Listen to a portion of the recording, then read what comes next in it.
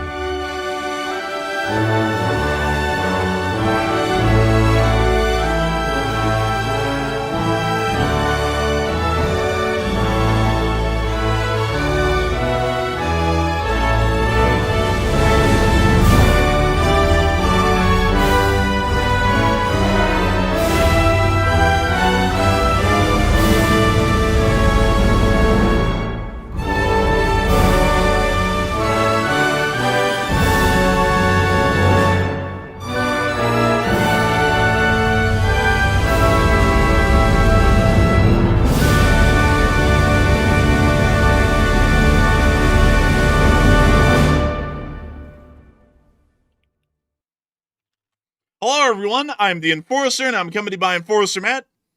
And good evening, folks. It's Enforcer Matt, and welcome back to day 1320 of the War News stream. Today we have very big news that Lithuania has been violated by unknown Belarusian balloons of the cigarette variety. Also, Belgrade was slammed by a massive Ukrainian strike just hours ago. And also, U.S. forces are set to strike Venezuela soon, and that's coming directly from U.S. officials. We got very big news, and also, it is the Sunday night fundraiser stream, another night to raise funds for Ukraine, and it's good to see you all once again. And of course, we're going to be covering the past 24 hours, actually, as a matter of fact, the past 48 hours of news from around the world, as we have been able to get significant news, particularly over the past 24 hours of major developments that have been going on around the entirety of the world, most specifically inside of Europe, as we have heard that the Ukrainian armed forces have conducted what can only be described as crippling attacks against the Russian Federation and critical energy infrastructure in Belgrade and the Bryansk Oblast, attacking and knocking out two major power plants in both areas. Not only that, major refinery attacks have continued along with oil storage sites, and we have seen that there has been a huge amount of success even on airbase attacks by the armed forces of Ukraine over the night. Not only that, we have also heard that the Republic of Belarus has conducted a NATO airspace violation, the first to be directly reported to come from the Republic of Belarus, as multiple balloons carrying cigars and cigarettes were floated over the border today and into Lithuania. As a result of this action, a large part of Lithuanian airspace on the eastern side of the country was closed as they assessed the threat and waited for the balloons to eventually make landfall in Lithuania to be inspected, only to find that they were carrying cigars and cigarettes and apparently no surveillance or explosives. We also heard at the identical time that the President of the United States has also announced that the United States will be moving forward with ground attacks against the nation of Venezuela on land, as the United States has hit and destroyed another narco vessel over the course of the night, and we're also continuing to see further buildups and activities by the United States Armed Forces within this area. We have also seen additional information and news coming out of East Asia as well, as Taiwan has now announced that towards the later end of October, they will be conducting a live fire exercise, believe it or not, about 15 miles away from the Chinese coast on small islands that they control right outside of the area of Kinmen County. On top of that, the North Koreans have also stated that Kim Jong-un was present around the destroyer, which broke its back when being launched a couple of months back, and also was sitting sideways inside the harbor for a little bit as they tried to repair it. Apparently, that ship has now been reviewed by Kim Jong-un personally. There have been ongoing protests and riots within Tbilisi, Georgia, over the Georgian Dream Party, which is taking control of a larger part of the government. And at the same time, the Ukrainian armed forces have been able to hold off a significant amount of Russian attacks over the course of the day and also inflict a significant amount of damage. But before we even get into all of this news tonight, I do have to remind y'all that tonight is the Sunday night fundraiser, which is an absolutely amazing night where we get to gather around and, of course, support a nonprofit that is helping out with Western and American interests around the world. And tonight, of course, is a usual mainstay of the channel's fundraising efforts, Nova Ukraine, which is an amazing nonprofit which has been helping out in Ukraine for years. And hopefully, the Lee Spring Army will be able to rally around again tonight and raise the fundraiser goal, or at least the amount of that, so that way we can continue to support American and Western interests around the entirety of the globe, especially inside of Ukraine. But of course, folks, we have a humongous amount of news to cover tonight, an absolutely massive and unbelievably large sum of news to cover over the course of the past 48 hours. And I do want to apologize really quickly before we get on to the air tonight for our lack of a stream yesterday. We pride ourselves greatly on actually having news to cover, or at least major news to cover every time we come on air, and yesterday we just didn't really reach that mark. We did look at the news, survey it a great deal over the course of the day, and while there was news coming out, none of it rose to the level of worthy of running a stream. And generally, whenever we come on, we want y'all to know that not only will we be here, we know that a lot of y'all enjoy that, but we also want y'all to know that there is always going to be a massive amount of news to follow with us also being on air. And so for that reason, we didn't run a stream yesterday, but we are going to be running one today. And so we are going to be covering, of course, the biggest stories first, and working our way down the list to the smaller stories throughout the night. And that is going to be moving us on directly into the Russian Federation, as we have been able to see that the armed forces of Ukraine have conducted a significant attack and major blows to Russian critical infrastructure over just the course of last night and tonight. We have been able to see, starting inside of the region of Belgorod, that things are once again going quite poorly, at least within the Belgorod Oblast. The Belgorod Oblast has been an important one of focus for the armed forces of Ukraine, the Free Russian Army, and its components, as both the Ukrainians and the Free Russian Army, which is under Ukrainian command, have realized that the Belgorod Oblast is usually used as a staging and logistics corridor for the Russian Federation's armed forces and critical infrastructure and assets, which are moved in and out of the theater on the Russian side.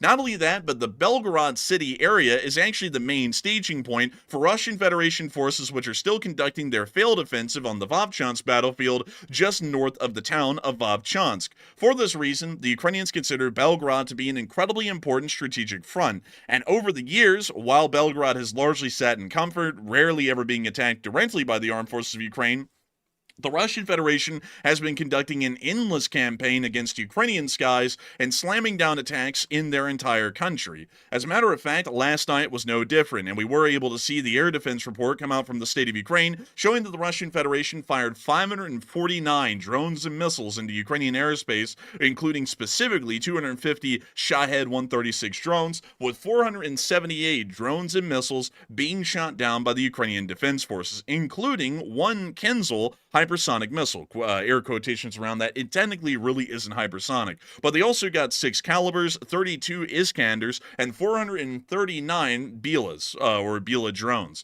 This is a very significant record once again, and is showing us that the Ukrainian air defense forces are getting a high interception rate, at least on a day-to-day basis at this point in the war. Still, the few Russian drones that do make it through do cause significant problems for the Ukrainian power grid, and sometimes leave cities entirely without power in the midst of winter months, which are incredibly hard and arduous, not only on the citizenry of Ukraine, but also the Ukrainian logistical structures as well.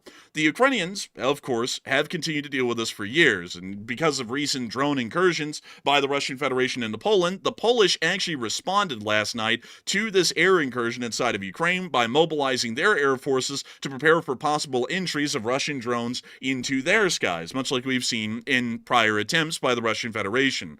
Just to give you an idea of what the Polish were looking at last night, at least in the midst of that attack, this is actually what the full attack looked like if you were able to see every single drone and missile type that was launched over the course of that night. Every single path in yellow represents the Shahed drones and their flight paths as they made their way towards major cities in Ukraine. You can also see here in red what would be the Caliber cruise missiles. The blue are actually, from what we understand, the Kinzels, and then these down here, we are thinking they might possibly be some form of an Iskander or something along those lines. Nevertheless, most of these were shot down, but notice, importantly, folks, that a large amount of these drones actually flew all the way into Ukraine in a beeline right towards the Ukrainian-Polish border at Rezhal, and ended up striking near to the area of Lviv. These attacks are absolutely large, and dozens of drones ended up flying into the Lviv airspace overnight, which is only about 20 to 30 miles away from the Polish border. This is the reason why the Poles responded, because they were, of course, concerned, like the last times, that the Russians may try and fly several of these drones across the border and into Poland. Still, this appears to be something that the Ukrainians and the Poles have largely started to expect these days, as it doesn't seem to be any sort of a new tactic or a strategy by the Russian Federation to try and conduct these major drone attacks against Ukraine. But one thing that is a little bit unique, at least about the actions that the Russians have been taking recently, that's about to lead to the Ukrainian response that we're about to get into here in a minute, is the fact that the Republic of Belarus is now joining in its own right, in its own airspace incursions against NATO. In the prior actions that we've known of so far, at least over the past several months, every single airspace violation has been conducted directly by the Russian Federation.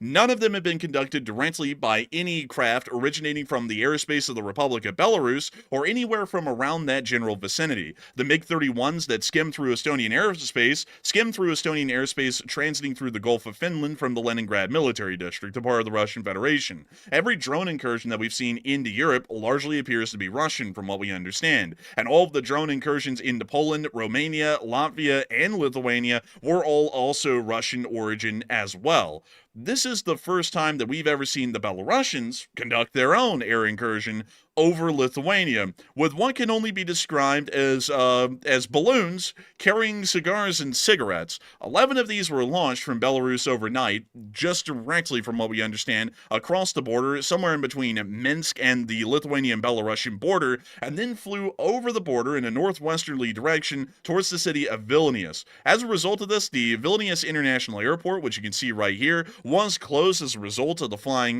balloons that were now entering the airspace of Lithuania, and we were able to see that a large amount of flights were diverted as a result of this action, and had to immediately start finding other airfields to land at least within the general area, either inside of Poland or within the other Baltic states, after the Vilnius airport's airspace was shut down. All 11 balloons, from what we understand, were found and were apparently carrying only cigarettes or cigars, which is a little bit odd. This has led Very odd, honestly. You know what this looks like? It looks like those balloons that North Korea was using to send across the border a while back. You remember when North Korea was sending those like balloons that were full of like human waste across the border, and they were landing in the South Korean like diplomatic yards and things like that? It looks almost identical to those balloons that came over, but this time, instead of carrying poo at the bottom of the balloon, they were carrying allegedly cigarettes. But that's what we're hearing. I don't know like what type of cigarette carton that is at the bottom of this balloon right here. That must be a hell of a lot of cigarettes. That's like a crate down there below these balloons. So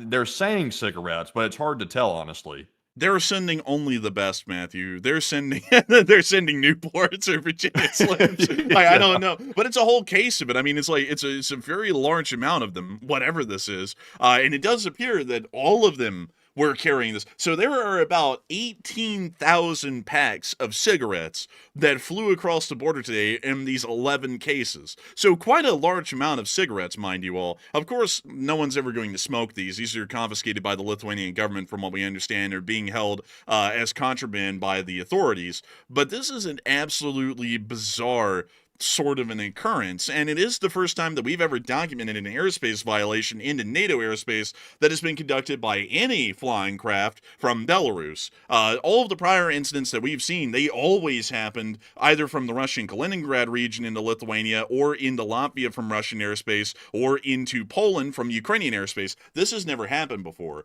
But it does appear that the Ukrainians are getting one over on the Russians, and the Belarusians in a sense, by the actions that they took today in response. And now we are going to be moving into the Russian Federation, and particularly into Belgrade, because today's events did not bode that well for the Russians inside of Belgrade or the Russian Federation as a whole. But before we get on into that news of the Ukrainian response, I do want to make sure that we talk about what y'all are thinking right now about these balloons that flew over towards Vilnius today and ended up landing in the surrounding countryside. And Matthew, what are people thinking about that, and what are you thinking about that as well?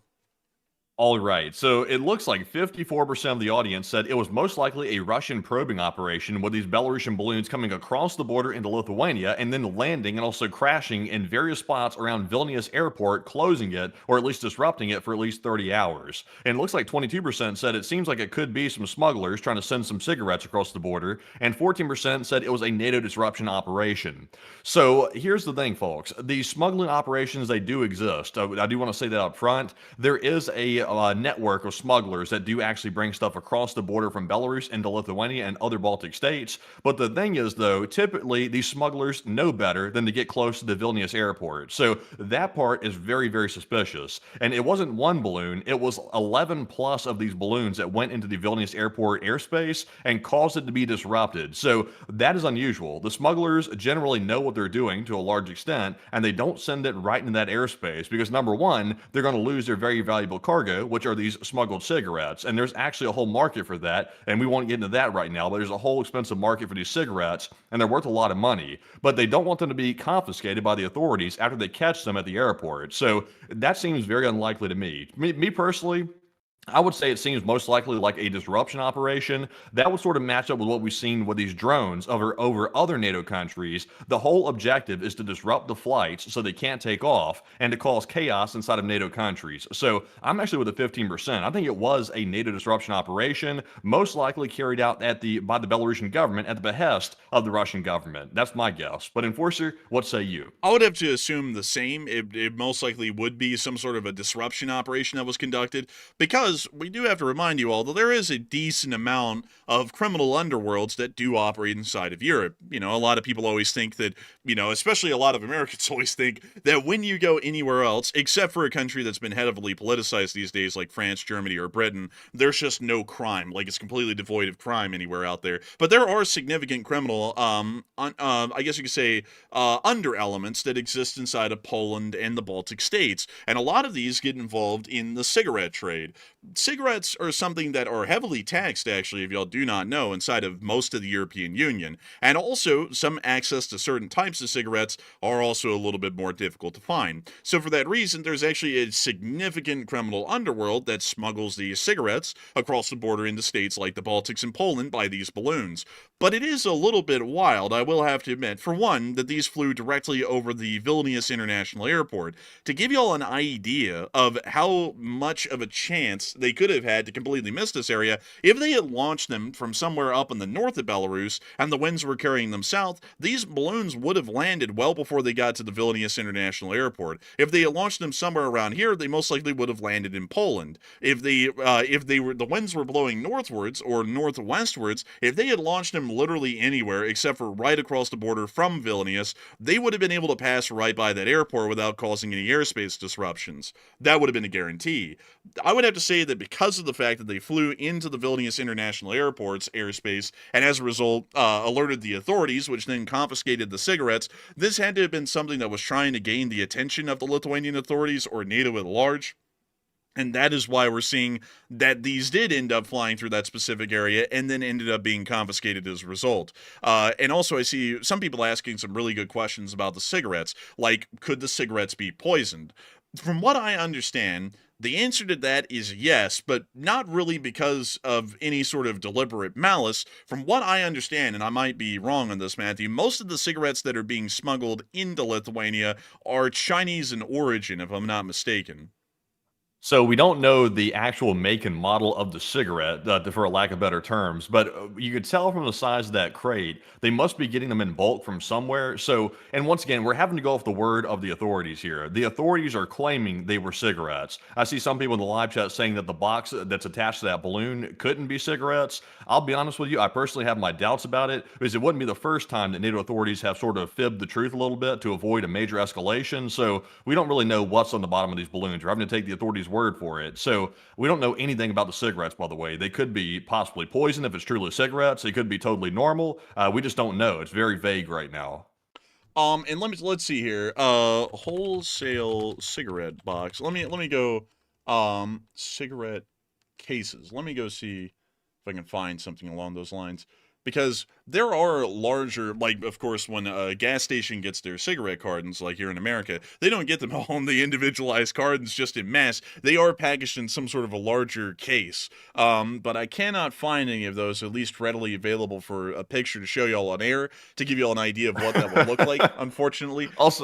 Also, by the way, I see Drop Nation said Cuban cigars. They're Cubans, I mean, Jerry. Cuba is sending troops to Russia, so I mean, it's possible maybe it's some type of Cuban cigar. Those are highly sought after, but I doubt they'd be such huge boxes of them. Like, I have a hard time believing the quantity. Like, the quantity is so large that they're sending over, and also 11 plus balloons. What type of smuggling network sends across such a large volume of balloons? The odds of those being caught are very high because you're sending a large volume through the air. It's naturally going to be spotted. So it seems like a smuggler would send one across at a time, like for covert reasons.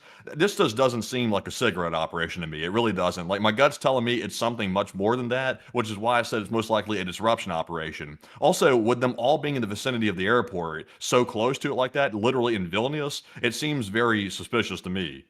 I wouldn't say it is quite suspicious, but also to get back to the question of whether they're poisoned or not, if they are from the Chinese market, from what I understand historically, Chinese cigarettes generally do have a dubious chance of having some sort of a poison present inside of them. I remember watching some sort of an investigation done back in the day in the harm of smoking, and it was found that a lot of Chinese cigarettes, I believe it's due to the lack of ecological laws on pesticides and such used in China, actually have a large amount of incredibly dangerous Roundup level chemicals of pesticides within the cigarettes because they're just made of tobacco leaves generally. So that is something that is a little bit interesting to note, is that these, obviously smoking is not good for your health. One, they're generally just poison to smoke in the first place, but two, if they originate from anywhere inside the People's Republic of China, they may also have dubious health effects just because of the lack of, I believe it's pesticide laws and such that exist inside the People's Republic of China for the greater deal of it. But anyways, with that, I hope that does address that side note. A very interesting question. But moving on from that, the Ukrainians have decided to make their own response today on NATO's behalf and also their behalf because of the Russian attacks that are continuously conducted in Ukrainian airspace without any end. And that was the one that happened in Belgorod, in Bryansk, in Voronezh, and also, once again, within the Leningrad Oblast today. So let's move on down into Belgorod first, because we have to make sure to cover this one. They have knocked out the Belgorod power plant a second time. They've hit the Klinsky thermal power plant in the Belgorod Oblast, which we can see right here. That little thing's cooking. Also, it's a thermal power plant, so I guess it's over generating heat now, I guess you could say. So it's really efficient. It's generating a lot of power. Honestly, man, the Russians, they're just they're stricken. Like, they don't even know how in the world to respond to this. This thing is producing more heat now than ever. Like, more than any geothermal pocket could have ever given them. They're like, wow, it's a miracle. And we also got to see that a substation was also hit in Belgrade in this clip. Oh, there it went. And there it went again. That's a pretty loud, hefty sounding boom. What type of munition was that? We actually don't know. Unfortunately, I didn't get a good view at the ones that hit the substation at night, so I actually cannot say with any good certainty exactly what that was, but it was a very punchy sounding sort of an explosive. It sounds like a Neptune. Like, it sounds like it would have the explosive power that a Neptune would have behind it. I'd seen some rumors that maybe it could have been a HIMARS or a Neptune, or something of that nature, so I'm not really sure. I think the caption there just said HIMARS, by the way. I just saw it there for a second. Some actually, as a matter of fact, we've got to correct that here in a little bit because there's been a lot of statements about HIMARS or Neptunes, and I'll show. Actually, you know what? I'll use this piece of news to address this right now. Moving up to Karachev, because this is an attack that happened a while ago, as many of y'all would know, on the electro plant in Karachev. It actually turns out that this plant was not hit by HIMARS, which is what we originally reported on the channel. So I have to give an official retraction on air over that because we actually did report that this was the first attack the Ukrainians had conducted inside of Russia long range with GMLRS missiles for an incredibly long period of time. It actually turns out that according to additional information that was provided today, it actually was not hit with HIMARS. It was actually hit with Neptune anti-ship missiles that had been converted into a land attack missile, so a ground-to-ground attack missile. So this might also be a Neptune missile attack that was conducted in Belgrade and not a HIMARS, because generally we just haven't really been able to confirm yet anywhere now because of the Bryansk attack not being conducted with HIMARS, it was conducted with Neptunes, that HIMARS have been conducted anywhere. So if we were to go with the statistical probability of what kind of ordnance would have this range and conduct an attack like this, and it's not drone based, the highest statistical likelihood is that it's a Neptune and not a HIMARS. So that's why I'm saying it's most likely a Neptune and not a HIMARS, is because now we have to retract the information from earlier at Karachev. It's not a HIMARS, it was actually Neptunes. Interesting. So that's what I'm thinking this is, and I think that Neptunes do have a smaller explosive mass in them, which may be the reason for the punchier sound. So let's see. Neptune anti-ship missile. And let's go pull that up, and let's see what the warhead on an R360 looks like. If it loads. For some reason, folks, sometimes things work a little slowly, but this is a picture of a Neptune anti-ship missile. They are a fairly larger missile. It is designed to engage and destroy enemy warships, but its warhead weight is about 330 to 570 pounds. And if they were to use a HIMARS, I believe that on a GMLRS, the explosive warhead would be similar in size. So it would be a little bit hard to tell them apart. But I would assume that it's most likely a Neptune that was used, because that seems to be Ukraine's preferred sort of a missile to use, considering that they have those in incredibly large numbers. And it also doesn't require any foreign approval, and therefore any fickleness in whether or not they can use these for long-range strikes. Very interesting. But moving on from that and back into Belgrade, we did get to see the very moment that the power flicked off, right here. Частично в городе света нет. Но тут интересно, в общем, тут света нет. Там света нет, но вывеска горит. Светофоры не работают. Тут везде темнота. Это центр города. Раньше здесь клуб был. Вот там мы провели много интересных вечеров. It's like he's filming waiting for Тут something. вывески работают, но в остальном света нет. В домах вон темные стоят. Dude, this guy's a master yapper, man. Пешеходный светофор работает. Man, he just loves to hear himself talk. Telling you. Also, the power's out now, or is it on? Like, I can't tell. The power is out. Everything that looks like it's on, like it's an emergency light of some sort, or it's just the headlights of cars reflecting off of high-vis signs. Interesting. So, yeah, Belgrade totally out of power. That's crazy. Yet again, because it just happened a short while back, like I think a week or two ago, it was also out of power then. Yeah, and also, if you really wanted to see the moment the power went out, here's the moment. За синим зданием. There you go. Oh, wow. Look at that. Total blackout, literally. the camera person went, oh, like they were shocked. They went, oh. But anyways, y'all can clearly tell the power is certainly out now. We also got to see the attack on Belgrade as it was also transpiring in the daylight. So it's pretty much been a continuous attack against Belgrade for about 12 hours now. And here's also one of the daylight attacks that was conducted by the Ukrainian drones. You can hear what sounds like the trickle of water, but that's actually machine gun fire trying to shoot down this drone.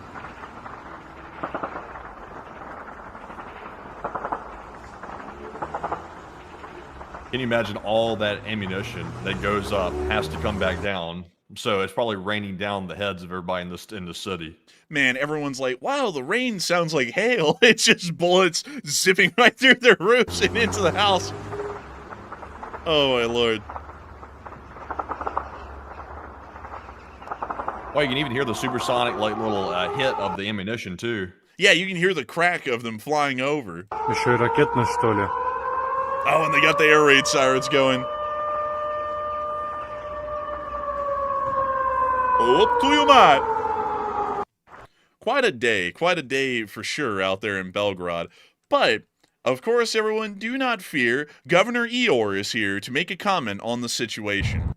He also looks like Dracula the Vampire, or maybe Emperor Palpatine from Star Wars. He looks like he's about to say, "The First Galactic Republic will be reformed into the Empire."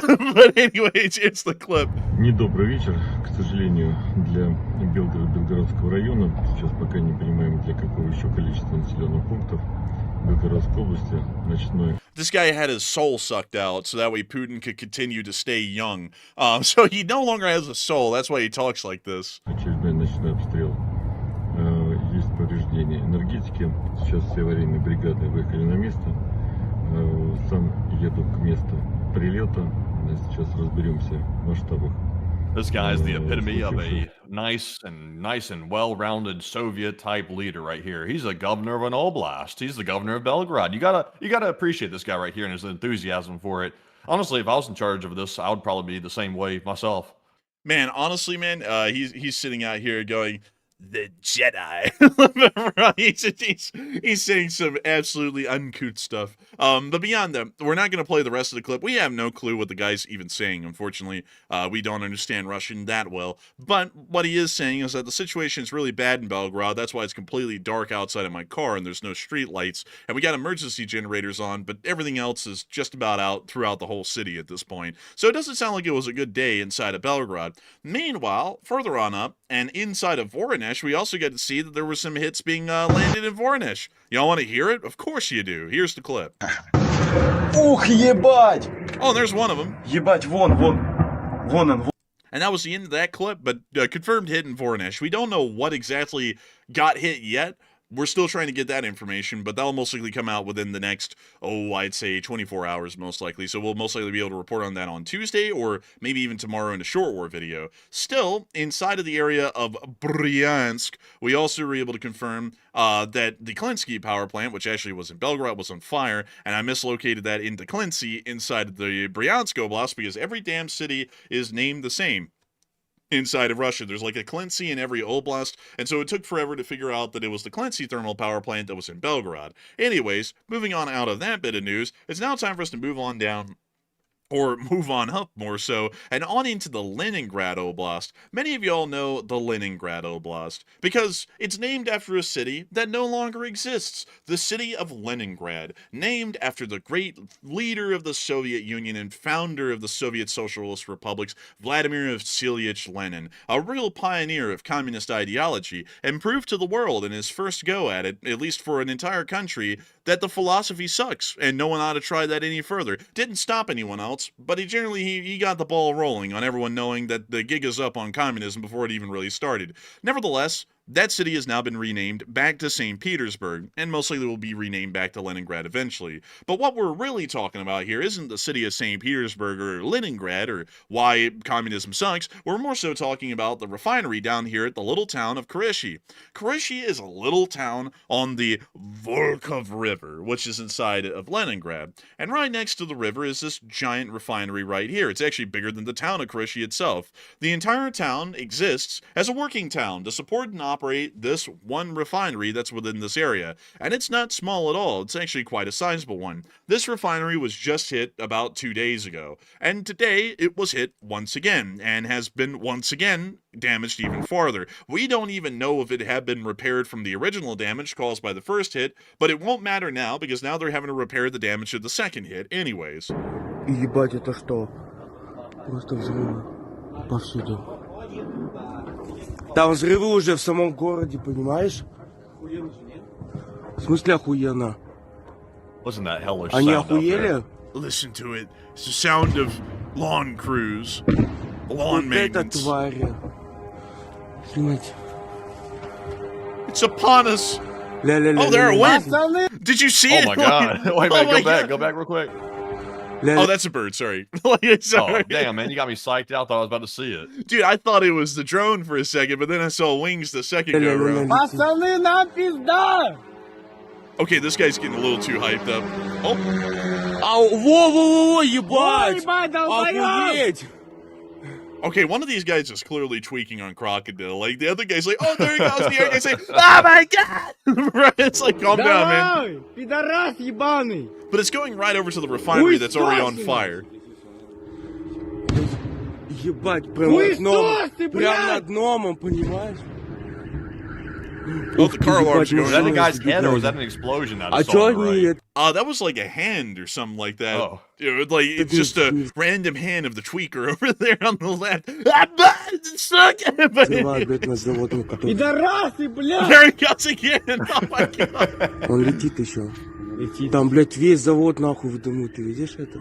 You know, it's really wild that most people, if they heard something like this going through the air, most people would get quiet and start whispering, like, oh my God, do you hear it? It's coming. Meanwhile, this guy's like, look out, blad, it's coming, straight for your house, look out. It's like screaming out the window, it's going crazy. Bro, everyone else is like, oh my god, do you hear that? The air raid sirens are going off. This is scary. What do we do? Oh my god, it's here! Like, bro, it's...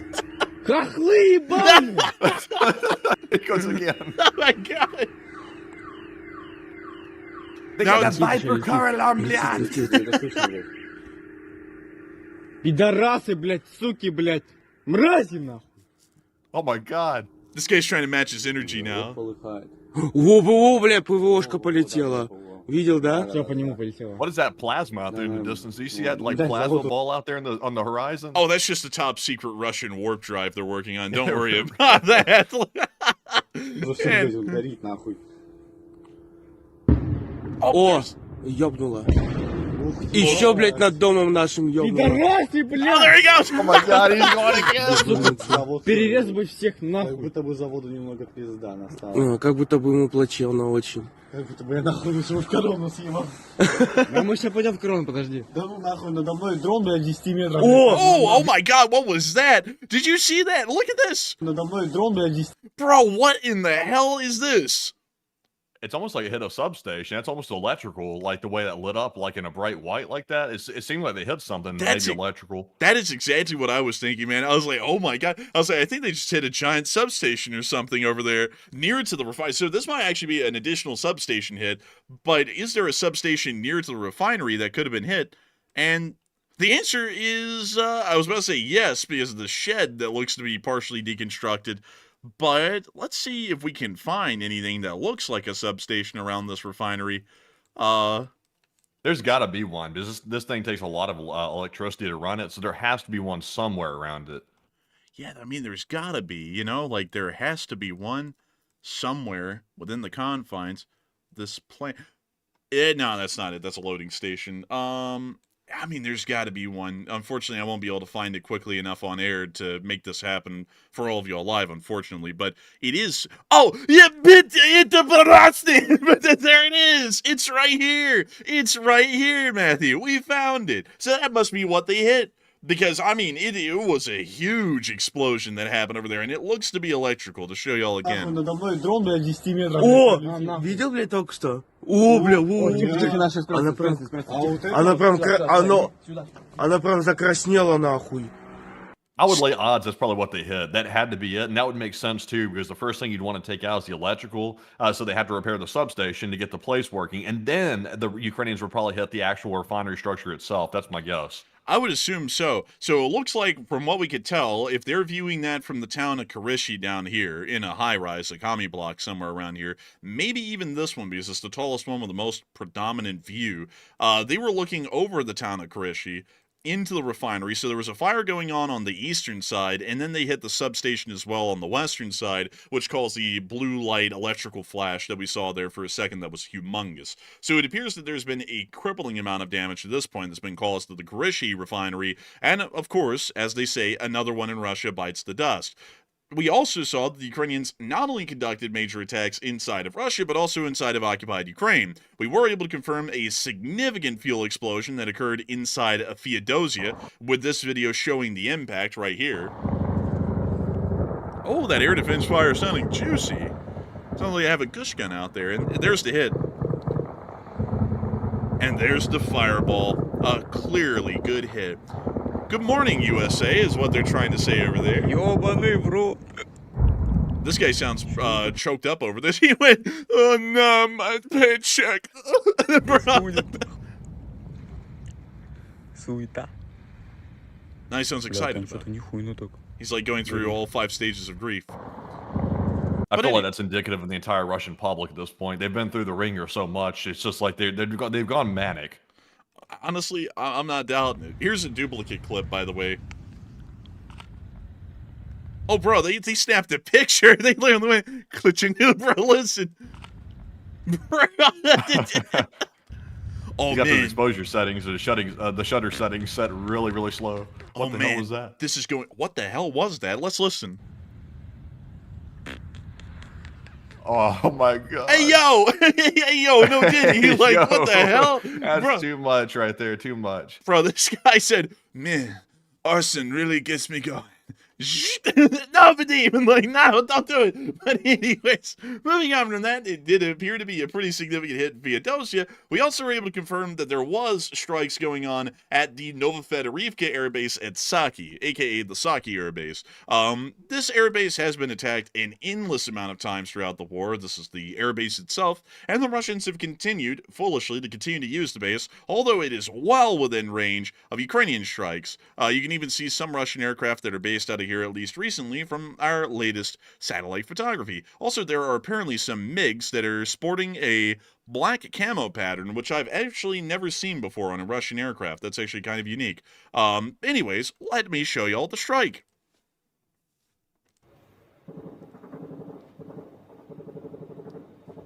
More machine gun-based air defense. The Russians, they really pull out the best, you know?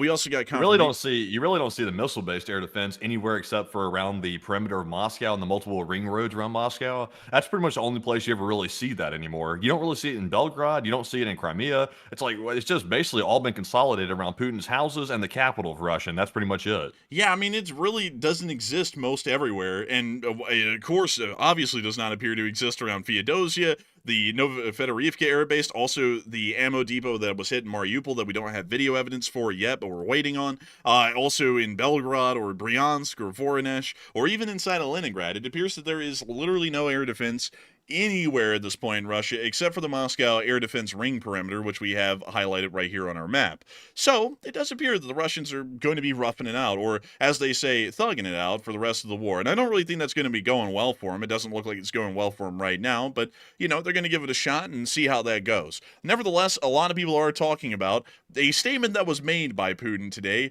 one that has to go down into the pages of history. This is the direct quote. The decision to supply Kyiv with Tomahawk missiles, if approved, will lead to the destruction of positive trends in relations with the United States, suggesting that there even is an increasing positive trend in relations with Russia to begin with right now. But this is Putin's statement that he made today about the idea of the United States supplying the state of Ukraine with Tomahawk cruise missiles to attack the Russian Federation with. And it seems as though Putin is trying to make it quite clear that Russia will be greatly displeased with this action if the United States truly did provide some sort of weapon system like that to the Ukrainians to slam the Russians with. He said that that would stop all positive growth of relations, like there has been any positive growth in relations between Russia and the United States, or there ever will be. And of course, a lot of people have been talking about this development from Putin's mouth today. A lot of people are wondering, what type of shit is that today? Is that hot shit? Old shit? Like, what is it? And Matthew, what are people thinking about that? And what are you thinking about that as well?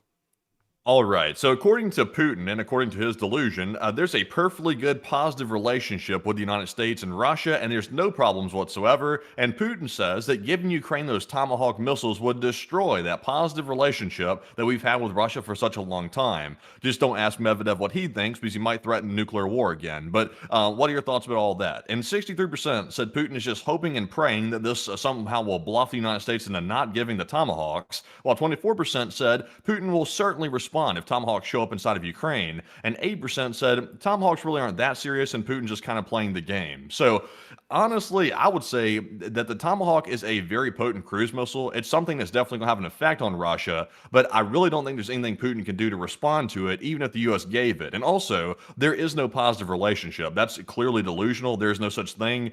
We have nuclear submarines right off the coast of Russia right now because Medvedev ran his mouth so much that the U.S. president decided to respond with nuclear submarines to the coast. So the relationship is like toxic. It's almost like a narcissistic relationship. It's a parasitical relationship here. It's not a good one. So if this is considered positive, I would hate to see what Putin thinks is a negative relationship. But Enforcer, what say you? I'd have to say that in my honest, straight up opinion, I would have to be just flat out with y'all. I think that Putin is just hoping and praying we don't give him. It sounds like he's scared. And also knows that there's really no way to respond except for getting into a full-blown war with NATO, which also would most likely end up in a complete and total loss. So I think he's actually getting a little scared at this point. He's hoping that that statement will make the U.S. hesitate at least a little on providing that to the Ukrainians. But I have a feeling it probably won't, because it seems as though we're practically at the point of no return with the Russians as far as trying to get them to make an amicable peace in the war, because they never will. And, of course, that would be completely fruitless to think otherwise. So that would be my 2 cents on the matter. I would have to be with the 63%. But speaking of the 63%, folks, and all the folks who are thinking that the Russians are hoping and praying, I mean, there is a hope and a prayer out there for them and their allies. As we all know, that Russia has a limitless list of allies and friends that they can count on to come to their hour of need and save the day, not only for Russia, but for their alliance as a whole. And Russia can count on a many great deal of allies that are, of course, abundant in their abilities, their wealth, and their manpower. And not only that, their industry. And everyone knows that industry and manpower are words that are perfectly synonymous with only one country in the world. It is the most well-managed, least corrupt, and crime-free country that has ever existed on the planet, really sticking true to those traditional values and making sure to respect the good old days and the traditions that actually make countries great and continue to make them great into this day. And of course, we're talking about the glorious and ignominious leadership of none other than Kim Jong-un in the Democratic People's Republic of Korea, because they have announced today that they have finally been able to inspect the ill-fated Chohyong-class destroyer at a military exhibition on Sunday. State media KCNA reported on Monday. And it does appear that the North Koreans have finally been able to parade around this wonderful and illustrious ship, the Chohyong-class destroyer. As all of y'all know, the Chohyong-class is one of the most impressive and most modern destroyers in the entirety of the world. As a matter of fact, many countries, including the United States of America, have openly asked, including the very Secretary of War of the United States, to have U.S. observers come to North Korea and truly learn shipbuilding and weaponry from the North Koreans, because it's such an advanced ship and so large and powerful that nobody in the world could ever imagine having such a fine vessel. As a matter of fact, it's so strong and so durable that the North Koreans, to test its durability, actually split it in two when trying to launch it off of the spillway and ended up having to repair it for a month, but it still came through and still shows that the North Korean people are some of the strongest and most powerful in the world. They only allow other countries to exist through sheer benevolence. It's not like they don't have the ability to do anything outside their own country because they're dirt poor and starving. That's an absolute lie from the imperialist capitalist bastards. But nevertheless, the North Koreans did inspect the ship today, and I do have to point out the reason why North Korea has such a strapping vessel, at least with the Chohyong-class destroyer. It is the most powerful in the world. It has a couple of vertical launch cells and a main gun. That's pretty powerful. Air defense, kind of limited, But who needs air defense when everyone will shiver in fear and their planes will fly away just by the sheer presence of this warship? Most importantly, folks, we have to compare it to the evil imperialist capitalist U.S. Arleigh Burke-class destroyers, which truly are just the epitome of the worst vessel that's ever existed on the planet. While the North Koreans sport a destroyer that is 5,000 tons, light, sleek, and efficient, the United States of America, with its over-exorbitant military budget and evil capitalist tendencies of giving out money to subcontractors, we overbuilt the Arleigh Burke-class destroyer to be a massive and overweight 8,300 to sometimes 9,700 long tons, compared to North Korea's 5,000. That means that some of the most modern Arleigh Burke-class destroyers are 2 times heavier than the Chohyong class. Absolutely not what we're looking for. On top of that, the weaponry is too... what should we call it? Capitalist. It's overachieving. It's overachieving, everyone. This ship has at least 76 vertical launch cells on board, and each one of those can carry a myriad of missiles, both air-to-ground and air-to-air missiles, and even anti-ship missiles, to engage a wide variety of targets, as compared to the Chohyong class, which is specifically designed to engage air and, of course, ship targets, and really no ground targets at all, from what we generally understand, and the way the Founding Fathers intended a warship to be produced. Not only that, more importantly, folks, we do also have to remind ourselves that the United States heavily prioritized with our warships air defense, which is something that is absolutely stupid, and everyone knows that aircraft don't really count in the modern warfighting age, or drones for that matter, so why in the world even have air defense when you could just have, I don't know, no air defense, or practically none. All of it's missile-based, and that is the way the Founding Fathers intended, as we all know. Of course, I'm just kidding. The Chohyong class is literally the worst destroyer that I've ever seen, and funnily enough, it is such a small destroyer, at least in terms of gross tonnage, that y'all wouldn't believe it. A Freedom-class littoral combat ship is actually about the same size and tonnage as a North Korean quote-unquote destroyer. This is a corvette by U.S. naval standards. In tonnage standards, if this was in the North Korean Navy, this thing would be a destroyer, or at least a heavy frigate of some sort, which is absolutely insane. Also, by the way, who even made this ship for North Korea? Like, which company made it? Was it the state that made it, or who? Oh yeah, it's the state, because every enterprise in North Korea is run by the state. Okay, I was wondering if it was going to be something like Lockheed Martin or something like that, like some off-brand like military contractor or something that made it for them. So I don't know. But the state of North Korea, they're not the best at making these right here. They really suck at launching them. Like, that's the crazy thing. They spent all the money and effort they really don't even have. They don't really have the money to make this ship. They somehow scrape the little coins together to make the ship, and then they launch the thing and nearly destroy it and cut it in half. It's like, what kind of Looney Tunes Navy are they operating? But I'm surprised they got the thing upright and working again. It's kind of a surprise in itself. That goes to show you the motivation that's created by a dictatorial regime threatening you if you don't get it fixed right. I'm going to be honest with you. I have a feeling that this thing is only hanging on by a thread, because the fact that they got that ship quote-unquote seaworthy within less than a month after literally breaking its back at launch tells me that there's probably a lot wrong with that ship still, and it's technically serviceable on paper, but not serviceable beyond that as a fact.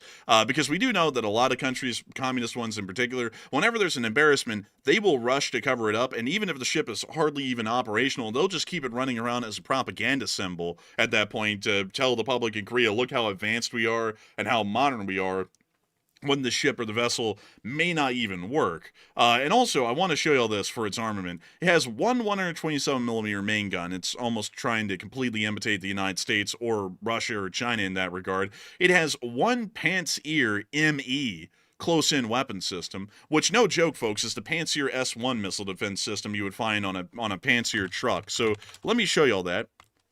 This turret on this truck is what the whole ship has for an air defense system, close-in one at least. This does not count in most regards. This radar system cannot pick up faster-moving targets that are going at several Mach. This thing is made to engage conventional aircraft that are maybe traveling a little bit over Mach 1 at lower altitudes and engage them at that range, meaning that for air defense, if anything gets close into this ship, it might not really survive that. It does have two AK-630s, which are kind of like a version of a CIWS, but we also understand that these may not be that advanced anymore in the modern day, may not even be able to keep up with modern targets like the AGM-84 Harpoon. So those might not also pose that great of a deal, at least for air defense. It has 74 vertical launch cells, 4 anti-ship missile launchers, 4 Bolse-4 launchers, which is a anti-tank guided missile.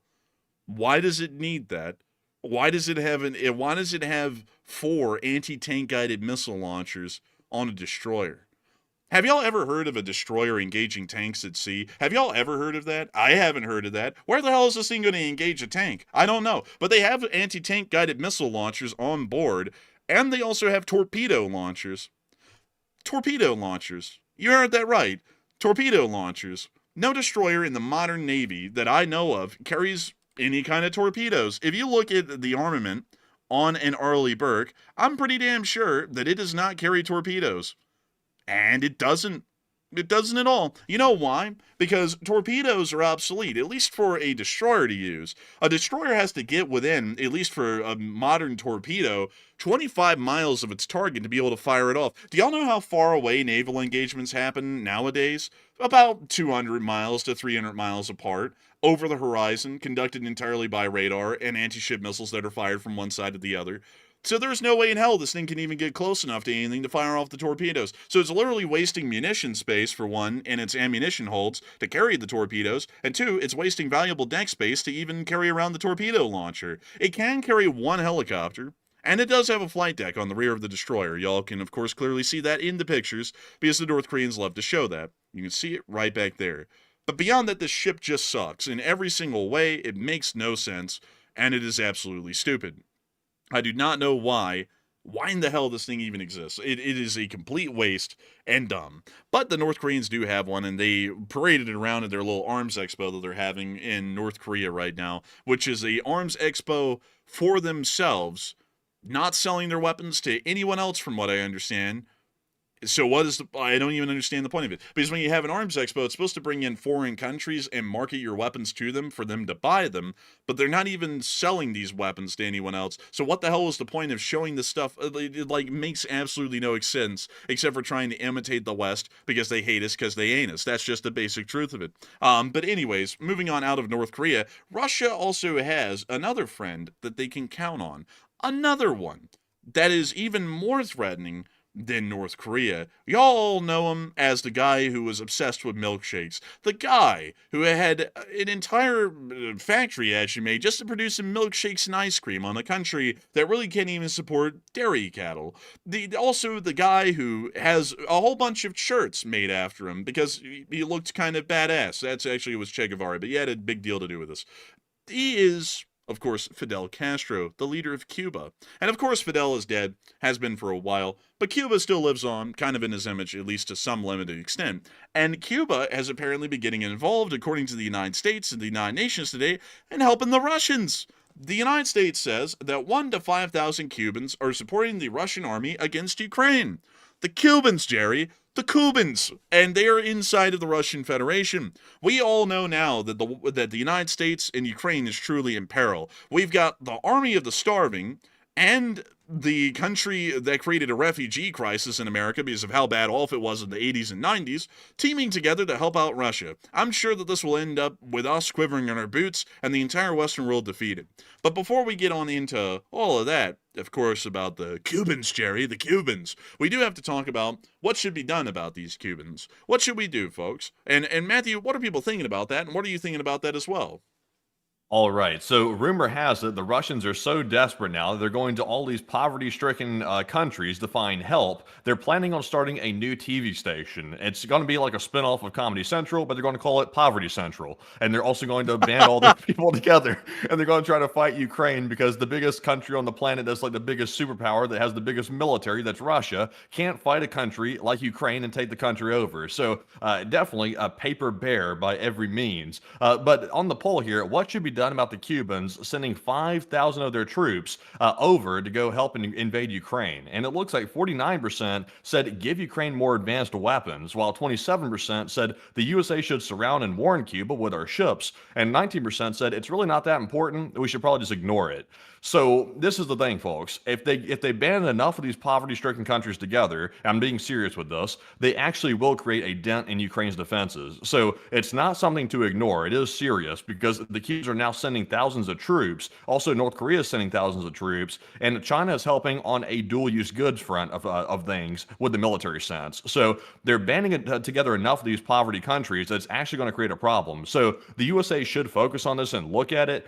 Now, once again, we've already dedicated forces to Venezuela, so to now shift them to Cuba, that would be stretching them thin. So I'm not really sure what we can do militarily about it, but they should at least issue a statement and try to take some type of measures against Cuba to put a stop to it. But Enforcer, what say you? I'd have to say, I would say that I would just give Ukraine more advanced weapons at this point. To be entirely honest with y'all, Cuba is nothing to be scared of. Cuba is a really, really bad off country, and beyond them providing manpower to the Russians, they're really not able to give them anything else at all. As a matter of fact, they would require help from the Russians to be able to do anything, even inside of their own country at this point. So I would generally say, at least in my 2 cents, just giving weapons to the Ukrainians would be the best play. It really, the Cubans being involved really doesn't change anything inside of the Ukraine war for that matter, rather than the fact that some Cubans are involved. So instead of making a huge issue with Cuba, let's just use it as an excuse to give Ukraine more weapons and then blame that on the Cubans. That would seem to make the most sense to me.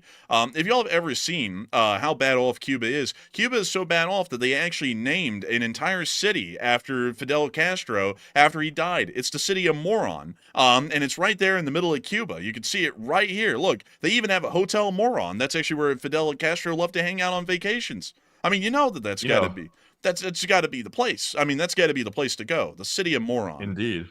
This country here is so poverty-stricken. Like, it's really sad when you really look at it. The Cubans are in foul shape. Like, they're in worse shape than the Venezuelans, in my personal opinion. And they're as bad off as the North Koreans. So it's people that are very desperate. Like, the people in Cuba are probably signing up to go help the Russians because they're probably extremely desperate and they want some way to try to earn a living. And they really can't do that inside of Cuba because if you see the condition, they're like, very few people even have vehicles there. And the people that do, they're in like such disrepair. It is really, really sad. So it's probably just because of desperation they're going over there. And there's probably a lot of people trying to sign up because they found a way out, which is to go fight in the Russian military. But of course, they're not being told the whole story because they don't know that they're literally signing their death warrant when they do that, because these guys are going to be cannon fodder. They're not going to be like some type of protected troop. They're probably going to be put out first. The Russians did that to the North Koreans, and they're probably going to do it to the Cubans too. So really unfortunate. The Russians are going to use these people and dispose of them pretty quick. Yeah, I would have to say it's probably going to be pretty much just additional guys for the meat grinder. And Cuba is really bad off, folks. When we say Cuba's bad off, Cuba is insanely bad off. Most people in Cuba live like it's still the 18th century down there. There's hardly any public transportation. There's hardly any infrastructure in Cuba. Every single place is practically in the gutter. It's a horrendous country. And once again, communism ran it completely into the ground because they practically won't trade with anyone. And the only reason that they even had any semblance of some economic middling going on throughout most of the Cold War was because they were getting a huge amount of foreign support from a large amount of communist countries, so that way they wouldn't look like they're that bad off. It's actually a little bit interesting, folks, to look at the history of Cuba, but I won't get into that whole rabbit hole because it's actually a wildly interesting history, at least for the modern day, with Bautista, who was the dictator of Cuba before Fidel Castro took over, and what was going on then, and what was going on under the Spanish rule, and the Platt Amendment, and the U.S. Mexican-American, well, actually the Spanish-American War, which led to Cuba getting its independence in the first place, so on and so forth. It's really interesting sort of a history, but Cuba is absolutely chopped, like Volinger said. I actually just said that right when he put that in the chat. Cuba is chopped really badly. It's an incredibly bad off place, but one thing that is quite interesting, folks, is that we do have this place down here in the little southern end of Cuba called Guantanamo Bay. And it's a really interesting place because you can actually see that we've cleared out a little clearing here on our border with Cuba, and this is the perimeter of Guantanamo Bay. And some of y'all are like, well, why in the world is Guantanamo Bay of any note or any interests? Well, it's because there's a significant naval station that used to be here, at least back in the day. Nowadays, we generally use it for the detainment of terrorists and foreign nationals, which usually end up down here at the detention center at Guantanamo, or they end up in the other facilities that we have throughout Guantanamo Bay, like these right over here at Camp Justice, which also house terrorists, foreign nationals, such things like that, that are being interred or detained by the United States usually for an incredibly long period of time. So that's generally what goes on down here at Guantanamo Bay these days. And the tensions existing around Guantanamo aren't as high as they used to be. Back in the day, this was a very huge tension point between the communists and the United States, because the communist Cubans literally are on the other side of the border perimeter, or the perimeter fence at Guantanamo, but still a really interesting sort of a place. And of course, everyone knows Guantanamo Bay because of the movie A Few Good Men, which is about some sort of a case where some private in the Marine Corps ended up getting killed during some form of hazing, a code red as they called it in the movie, and everyone knows that movie. It's a famous one, but that also is what people are popularly know Guantanamo Bay for nowadays. But before we get on into the rest of the news for the night and move on out of Guantanamo, we do have to make sure to mention the Fundraiser, because we've hit $1.5 thousand on the Whoa, fundraiser. Jack, we're over halfway to goal. Look at that. We're so close to goal. We're about $1,000 away, and we're already well over that. We're like 65% of the way there already. We're more than halfway there. We are 65% of the way there, which they don't make songs about that, folks. They say we're halfway there, living on a prayer, Bon Jovi. But you don't sit there hearing them say we're 65% of the way there. We got to get 100% of the way there, folks. We got to get 100, because we're at 1,500 right now. We're $1,000 away from that fundraising goal. And of course, I got to say that I hope that we hit that $2.5 thousand fundraising goal. It is an absolutely incredible thing to support Western American interests, and the Lee Spring Army has been able to do that unquestionably every single time a Sunday fundraiser is run, every single Sunday, since the beginning of our 24/7 continuous news coverage. And we hope that we will be able to hit that again tonight. It would be absolutely impressive, absolutely incredible, and we would of course be proud to see it. In the meantime, though, we do want to give a huge recognition to all the folks who supported the fundraiser so far. And I also want to say that unfortunately, due to the amount of people who support these fundraisers, we are only able to call off the top donors who put in over $50. If we had it our way and we had the time, we would call out every single one of the top donors from the fundraiser, big and small, from $1 all the way up to the maximum. But unfortunately, we have to make sure to cut that down a little bit. But I still want the folks to know that if your name is not called off, we still massively appreciate y'all, because every single one of y'all comes together to make this fundraiser possible by every last dollar every single night. And we are massively appreciative of all of y'all. But Matthew, who are the top donors of the fundraiser so far? All right, so we did have a $200 donation from Hal Rose to the fundraiser, by far the largest one of the night, and a huge shout to you, Hal, for that generosity. Also, a big shout out to James Hughes. He also threw in a $150 support, as long as Snow White as well, who threw in a $50, and Don Gearhart, who threw in a $50 as well, along with Greg Carrier, BC Skyman, and Espen Turgenhagen, who each put in a $50 donation. And a huge shout out to all of our top donors that we just listed off, and also a huge shout out to everybody else, by the way, also, because without all the other supports to the fundraiser, that is, we would not be up to $1,525 raised right now, and we are making fantastic progress so far, about halfway through the stream. But Enforcer, what say you? And I gotta say, it's an absolutely incredible thing. I gotta give a huge thanks to all of our top donors and all of the other folks that we couldn't call out who supported the fundraiser with smaller amounts. Every single one of y'all comes together to make this thing a reality, and I want to make that very clear to everyone, that while we can't call out folks who put in less than $50, y'all are a huge part of the fundraiser as well. And I gotta thank each and every single one of y'all so much for supporting this fundraiser tonight and getting us closer and closer to the $2.5 thousand goal. We're now at 1.6, so we're $900 away from the fundraiser goal, and hopefully we'll be able to hit it here incredibly soon. But in the meantime, while we are of course continuing to see that fundraiser get closer and closer to that top goal, I do want to make sure that we get a couple of questions from the live chat before we continue on with the rest of our news. So Matthew, what do we got? All right, so our first live chat question, first of three that is, and then we'll get right back to the news. This one goes to AF Kaplan, who said, now that Belarus has violated NATO airspace, do you think this will cause NATO to be more aggressive in protecting its airspace? I would personally doubt it. NATO seems to be trying to turn the other cheek to all airspace incursions, at least recently, to try and still avoid any sort of escalation. And while some statements were made prior by the president saying that any Russian aircraft entering the airspace should be shot down, and many other countries have made similar statements, we've never seen them shoot down any of the drones, or any other incursions for that matter, that have been conducted so far. So I think that even with the Belarusians joining in, it's not going to change our air defense prerogatives inside of Europe, because it seems as though we are more more so balancing the idea of de-escalation as a priority more so than national sovereignty interests, which I personally think trump the concept of de-escalation. Because there is no point in de-escalating if they are invading our skies or invading our lands. There is no room for de-escalation at that point. The simple answer is that they should be shot down. Switzerland is the most neutral country on the planet and has been since 1815. But you never have seen them once miss the chance to light someone up if they violate their borders. They shot down German and American aircraft equally throughout the Second World War for airspace incursions. And whenever they were threatened that they would then be treated as a belligerent either on the side of the Allies or the Axis, they would back off, but they would still shoot down aircraft all the same from either side, and yet they are still an incredibly neutral country. It says nothing to the escalations in a given conflict to shoot down some sort of aircraft, or whether they be manned or unmanned, that is violating a national border.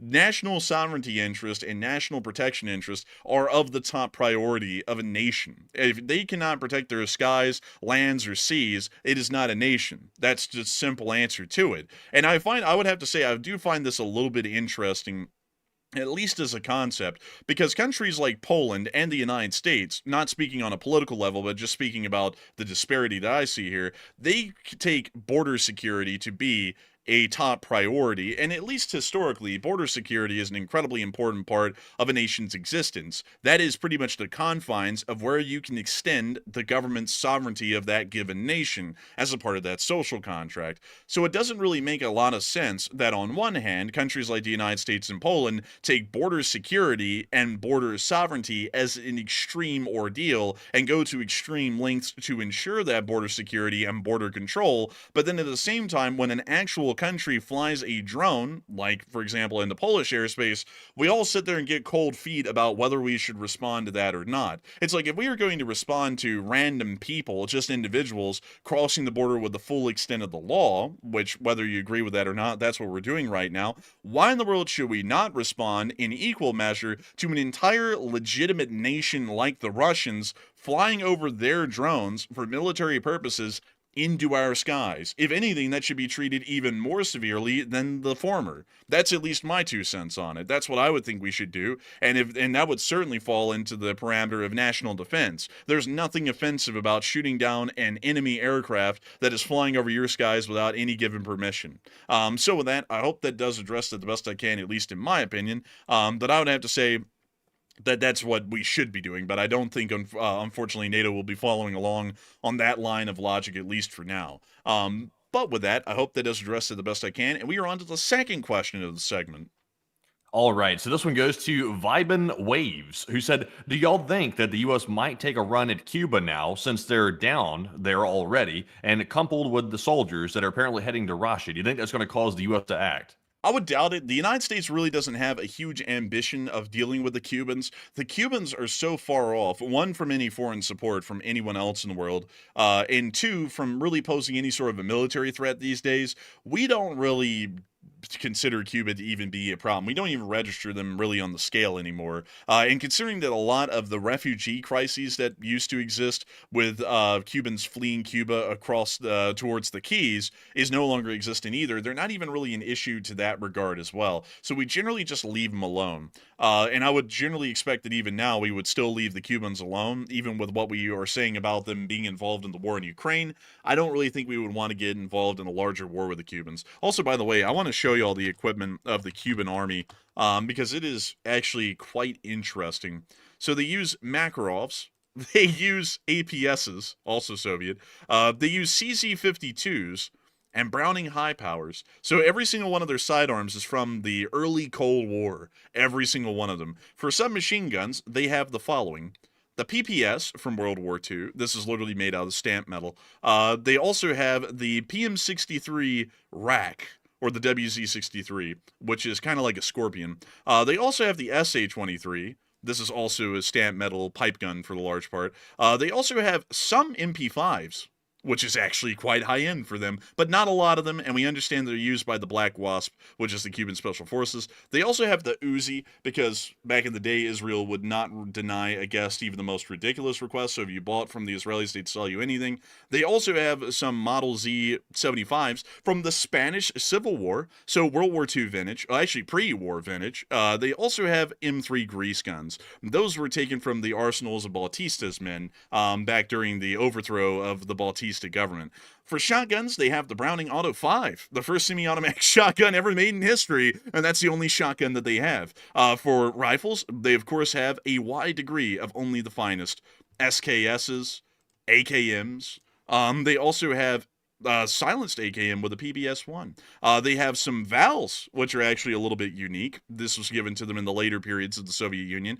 They have the Chinese version of the AK. They have a VZ-58, which is actually a Czech outlier, kind of like a Czech AK of a sword from the Cold War. And then they also have AR-10s. AR-10s. Oh my, AR-10s. This right here is an antique right here. This should be in a museum. Yeah, this should be in a museum. It's crazy that they even have any. Then they have all World War II and pre-war era machine guns. There are some in here that are a little bit post-Cold War, but very few of them. They have, most Nagansas, they're snipers. Russian Empire dated, by the way, so these are from World War I. They also have SVDs, some RPG-7s, but they have tanks. They have T-62s as their finest tank. We don't know how many of any of these that they have, but they have some of these. They also have tank destroyers like these. Oh, that's a tank destroyer. It looks like a... I don't even know what that looks like, to be honest. They also have some of these and some of those. Interesting. And, most importantly, Matthew, they have the Gaz-69. So it's pretty much a historic army, folks, like the reality of it. That's why we don't even really consider them that much of a threat. To get back to answering the question, their entire force is so antiquated, they don't really even pose a threat at all. It really is like fighting the Soviets from the 1940s. And that's the kind of force that we would be going up against if we fought them in Cuba. So for that reason, they just don't really register on the scale as a big enough threat for us to really be that worried. So I wouldn't even think the U.S. would bother with them. We most likely just overlook them. But anyways, with that, I hope that has addressed that the best that we can. And with that, it's time for the last question of the segment, and then we're going to be getting right back into the rest of our news. All right, so this one goes to Robert Johnson, and he said, what is going on with the 2 Ukrainian nuclear power plants that have been having problems?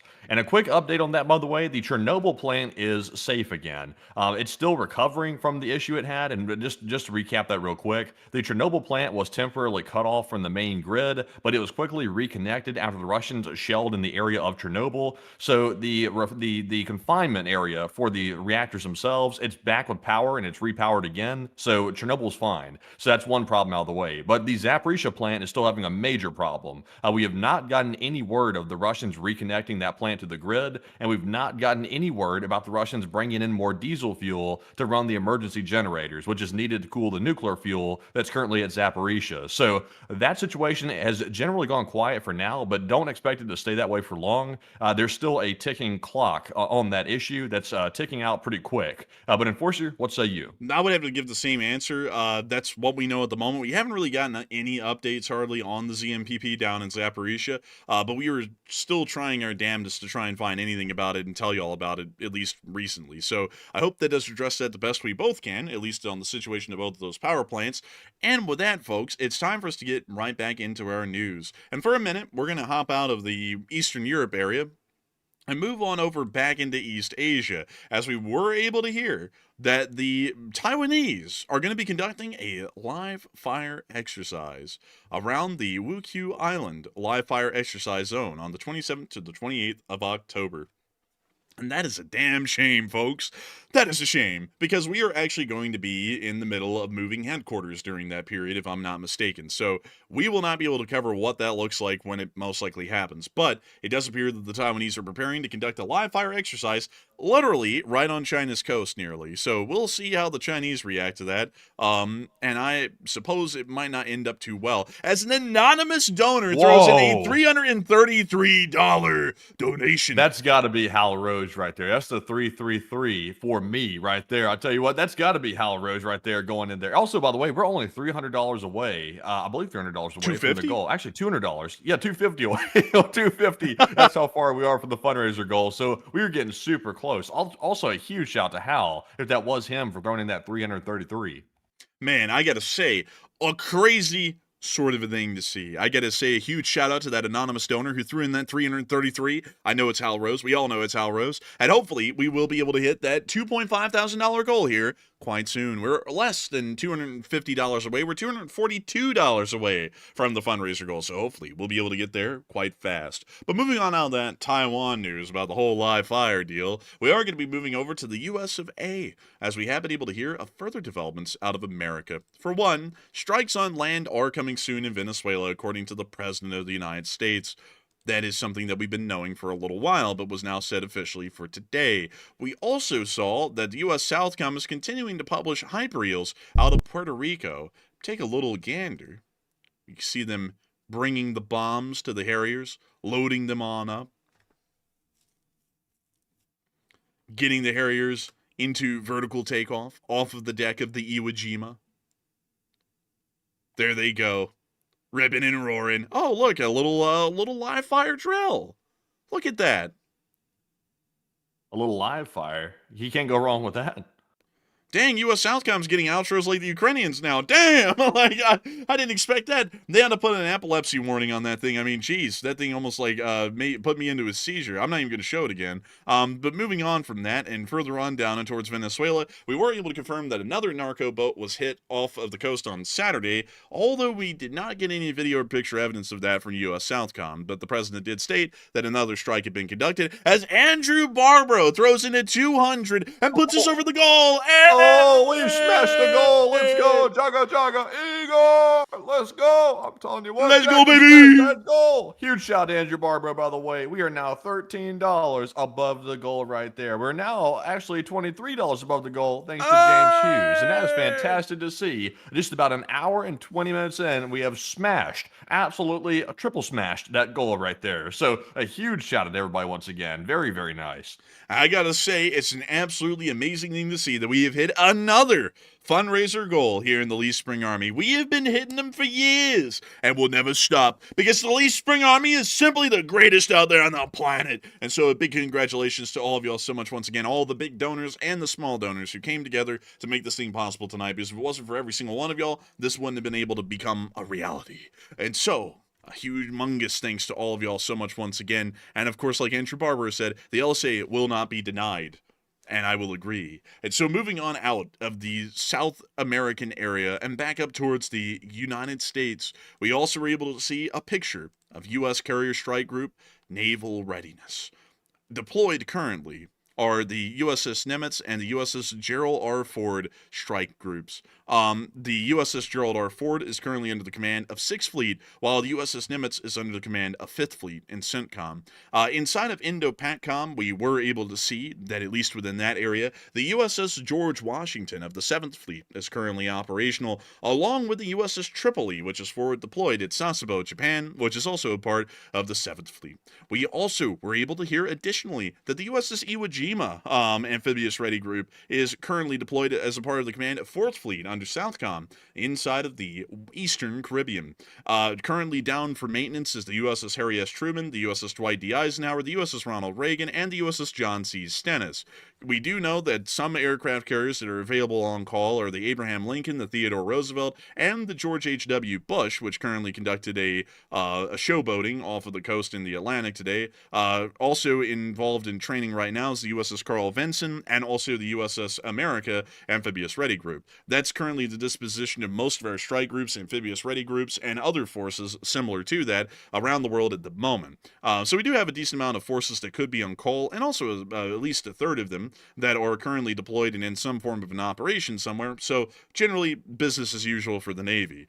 We were able to see that today the Navy celebrated its 250th anniversary, a great and wonderful sort of a thing. And we were able to see that the Navy fired off SM-2 missiles in celebration and sent out the George H.W. Bush into the Atlantic, all in the midst of everyone not getting paid. Like, just so, hey, a great thing to see. The government shutdowns are great, because even in the midst of that, we're still firing Standard Missile -2s off of the deck of the vertical launch cells of the Arleigh Burkes, and also sending carriers out, which cost a great deal of money, even for just a couple hours. But, I mean, it is what it is, and it was quite interesting to see, but still, I quite liked it. Unfortunately, I don't know if we can show the clips for copyright concerns, because we don't know if they were taken by independent news companies or not, but still, very interesting sort of thing to see, and also a happy 250th to the United States Navy. Moving on from that, though, and on and back into Europe, we also were able to hear continuous news coming out of the region over the course of the day. We were able to hear, before we get into that news, however, that a lot of people have been talking about that development at the moment inside of Venezuela, as we have been able to hear that the president did confirm that they're going to be trying to target and destroy drug traffickers on land. What does that mean? And what are y'all thinking of it? And Matthew, what are you thinking about it as well? All right, so the big question is, will it start war? Because now the U.S. has said officially, out of their own mouths, that the U.S. military will start striking drug traffickers on land in Venezuela. And basically what that means is we're about to see limited ground strikes by aircraft of the U.S. Navy or the U.S. Air Force currently launching these strikes. So we don't know the time frame this is going to happen, but it's going to happen very soon. So 42% said no, it will not start war because Venezuela will allow the strikes in a limited form, while 25% said yes, Venezuela will probably attack the United States forces immediately after strikes take place on Venezuela's territory, and 27% said it's a 50-50 chance right now. And I would say, me personally, I think Venezuela wants to try to avoid a direct conflict because they know they're going to get curb stomped by the military. So they might actually allow a limited strike if it's only on like the drug traffickers, or what the U.S. is calling drug traffickers. They might actually allow it. But if it's anything other than that, like for example, any type of strike near a major populated city or on the Venezuelan military or something of that nature, then Venezuela probably would take that as a declaration of war. So I'm generally going to say I'm with the 42%. It sounds kind of weird, but Venezuela wants to avoid the war, so they'll probably allow limited strikes only. But Enforcer, what say you? I'd have to say that, in my opinion, I think that there's a 50-50 chance that this could go either way, because conducting attacks inside of a country can always open up into a greater act of a war, even if that is supposedly against terrorist forces. And considering that we are just trying to ramp this up, and we're slowly escalating further and further until the Venezuelans eventually respond, they're either going to respond right now or later on something else. So I would say that it's a 50-50, and they're probably also understanding that as well, because after this, they're then going to say that they're conducting strikes against the Venezuelan government itself, because they're also a part of the cartel apparatus, because that's already what they've said in the past. So I would assume that this might actually be a 50-50, that they might end up responding or defending themselves at this point, possibly. So with that, I hope that does address it the best I can, at least in my opinion. And with that, it is time for us to move on back into Europe and to cover all of that news that's been coming out of that area over the course of today. And I also see a lot of people talking about that whole Venezuelan thing. Someone said, Robert Johnson said, isn't Maduro a drug trafficker? That's what we're calling him right now. We actually say he's a part of the drug cartels, and we have a $50 million bounty out on his head at the moment. So, That's the U.S. that has that out on him, by the way. Well, yeah, but we are also the one that's going to be bombing Venezuela. So, like if the U.S. is the one with the bounty on his head, and we're also the one that's going to be bombing Venezuela, then that would lead me to believe that that would pretty much easily be the next step. If they allow these strikes to happen in Venezuela against a narco-terrorist, I mean, hell, we call Maduro a narco-terrorist here in the United States, so he might be next. So I have a feeling that once they start to move forward with those strikes, we'll probably start to see there's a high chance of them responding in their defense at that point, probably expecting that that would be the next step from there. Pretty much, folks, the basic thing is that we're not going to allow the Venezuelans to get out of this. That's kind of the truth of it. We're sitting here gaming it out to where they'll eventually shoot at us, so that way we can then say that they're in armed support or defense of a cartel organization inside their country. So that's what we're generally going for right now. So it doesn't really matter if he doesn't respond to this one or not. We're just going to keep pushing things until he does eventually respond, and then that'll give us the justification we need. So I hope that addresses that the best I can, at least from how I would foresee the foreign policy situation going at this point. But with that, we are going to be moving on out of the Central and South American area and on into Europe, because it's time for us to cover all the news that we haven't covered yet, which primarily came out of the front lines in Ukraine. But we have one last thing to show y'all. We got a rare look at a P-8 Poseidon today. And it was cool looking. I like the P-8 Poseidons. They're really cool. It's like a commercial airliner, but it's filled with all kinds of fun goodies, like all of these Mark 54 anti-submarine torpedoes. If y'all don't know, the P-8 Poseidons are a long-range maritime patrol aircraft, so they're specially outfitted to be able to carry what's called sonar buoys, and they drop these off in the water. They have a drogue chute on them, and so they fall out of the plane. Their speed is slowed down by the drogue chute. They hit the water, and as soon as they hit the water, they deploy on a really long cable under the water. I believe it's an aquaphone or something like that, but it's a microphone that's specialized to listen inside the water. It listens, using passive sonar, for the sound of an engine or the sound of a propeller from a submarine. And once they start to triangulate exactly where that is, these aircraft, the P-8 Poseidons, can just drop one of these torpedoes, once again with a drogue chute, right out of the bottom of the P-8, right into the water, right on top of that submarine, and then that torpedo will lock onto that submarine and go after it, and hopefully get it. There's a whole bunch of things that a submarine can do to evade a torpedo like that. There's endless amounts of things. You can drop a decoy, you can create a knuckle, which is a whole thing in itself, but beyond that, that's what the P-8s are designed to do. Funnily enough, folks, this was the kind of the theory behind it, and I'll show you all this. The Soviets back in the day said, Bliet, you know what, this would be a great idea to do. Since, the West is outspeeding us in every single way, we'll create the Alpha. And the Alpha was a submarine that was made out of titanium, so it was incredibly lightweight, and it could travel at extreme speeds.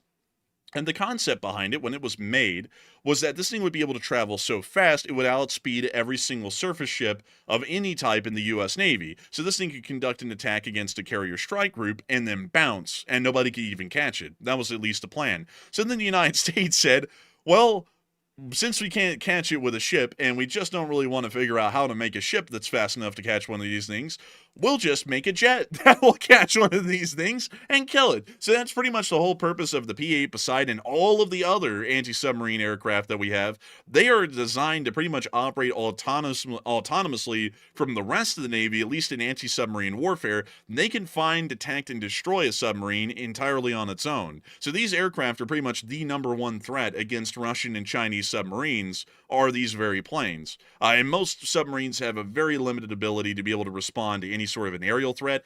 And even if they did respond to an aerial threat, oh, you better not. Because if this aircraft gets shot down, the Navy will know where it was shot down at.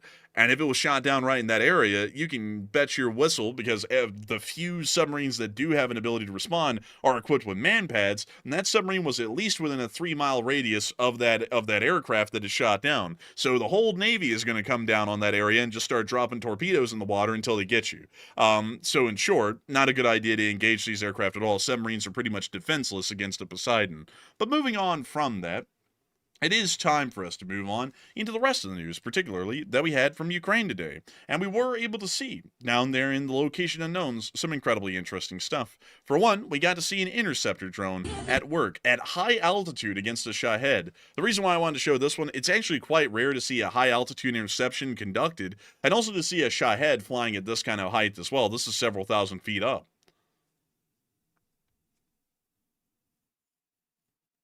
And we see the drone closing on in.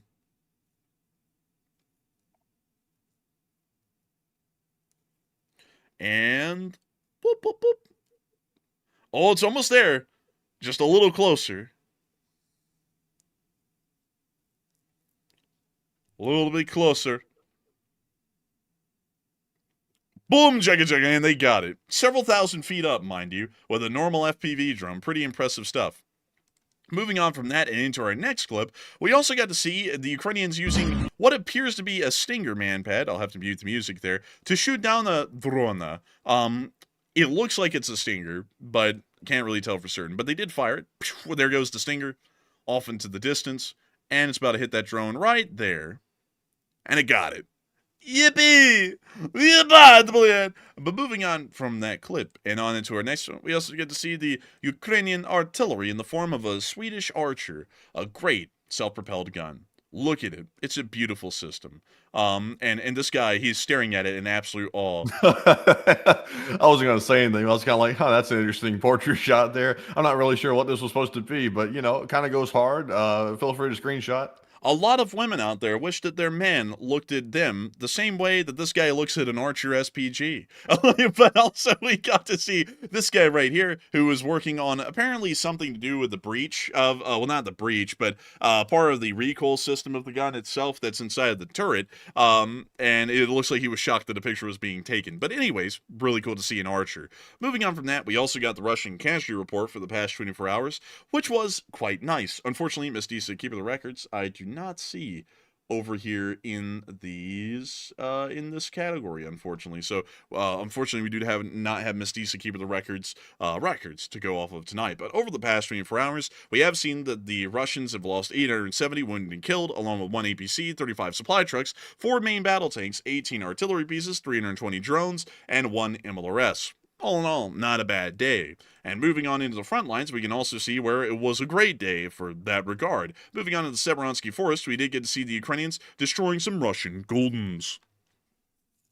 The drone, it's flying in carefully and gracefully right into the artillery dugout, and it got a missed a B. We can now see them going in for another one. Getting snagged on a branch, but still hitting the mark. We see this drone trying to come in, and I couldn't tell y'all what kind of an artillery piece that was, but they did hit it.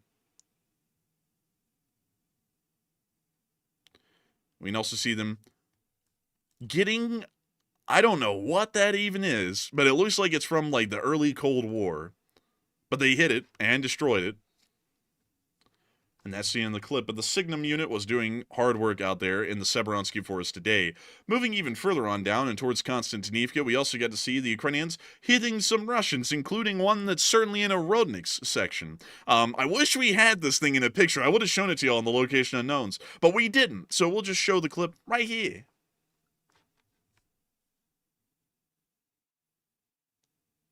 I gotta tell y'all, the silence is deafening. But we can see here the drone flying on in. There's really nothing to say, man. Honestly, it's just footage. Man, I mean, like, honestly, man. But I was sitting there, I was like, dang, it's been like 6 minutes. Like, there's nothing going on but me yapping. Also, that thing said 300 on the front, possibly suggesting it was carrying wounded. But we can also see another drone coming on in. And also hitting another Russian. We can see another drone hitting another drone. Drone-on-drone violence, please. Very sad.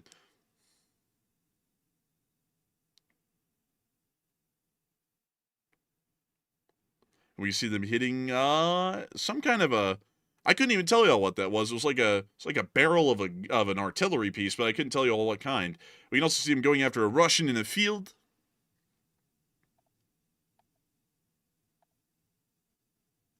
And What is this, like almost like a vineyard for a minute or something? Whoa, I mean, I'm not really like a experienced guy or anything, but whoa. Look at that vineyard. Like, I mean, you know, not exactly Paul Masson, but wow. I mean, you know, the standard's really dropping. You know, this is like that jug wine place. But we can see them going after the Buhanka, which had piss jugs in the back. We can also see them going after this. Oh, there's that thing. There's the abomination. Oh, and they landed it right in the trailer. Wow, is that the thing burning right there? I think so, yeah. It turned into a nice little fire out there on the street.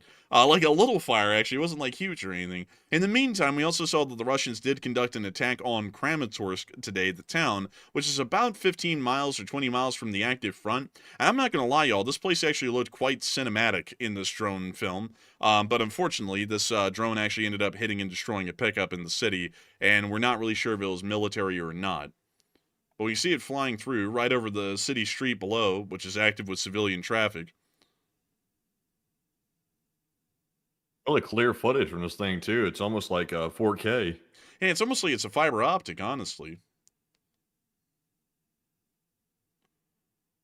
But you see it now going for this pickup that has the back on it. It does appear that it was covered in some form of a camouflage, so it may have been a Ukrainian military pickup of some kind, but they did hit it right in front of this gas station, which is one of the first confirmed hits that we could have seen of a Russian drone hitting anything, in Kramatorsk for that matter.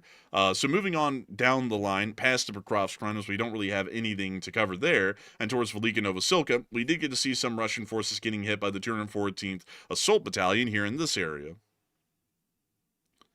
You see the drones sporadically flying over, finding the Russians, and now it's time to drop the bomblets on them, like little eggs, like eggs from Easter. There you go, Easter egg. I bet you the Russians have a great story about Easter. It has something to do with like a witch killing a child and eating them or something. It's like probably some sort of barbaric story like Mr. Frost or whatever the hell his name, Father Frost, something like that. I would assume. But still, quite interesting to see nonetheless. Moving on from that and on down the way, we also are going to be taking a break from the front line for a brief moment to move on down into the Middle East, because I didn't include a lot on this today, but we do want to talk about it a little bit because there's like some small touch-ups and pointers to go through here. But moving on down into Georgia and into Tbilisi, we did get to see that there are some protests and riots generally going on in Tbilisi. I only included one of the clips because most of them were pretty much repetitions of the same sort of a deal, but we can see in this clip, fires breaking out, a large amount of people screaming.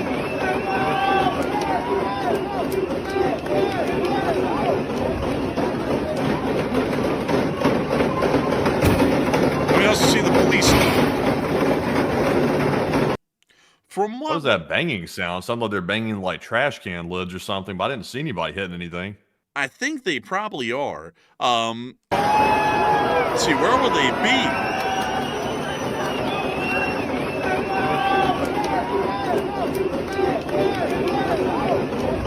I don't even know. This guy's wearing a GP5 gas mask. Hopefully he replaced a filter in that, because those have asbestos filters in them. So he might be breathing in straight up mesothelioma. Like he might be breathing in that entitled financial compensation. But beyond that, this situation is a fairly interesting one, at least inside of Georgia. And this ain't Atlanta, Georgia. I know a lot of people who are from Atlanta, Georgia think that looks like a Tuesday, but this is actually Tbilisi, Georgia, inside of the country of Georgia, not the state of Georgia. And to quickly explain to y'all what's been going on here for a while, because this has kind of been going on and off around here, is that back last year, during the elections, the parliamentary elections in Georgia, a political party called the Georgian Dream Party ended up winning.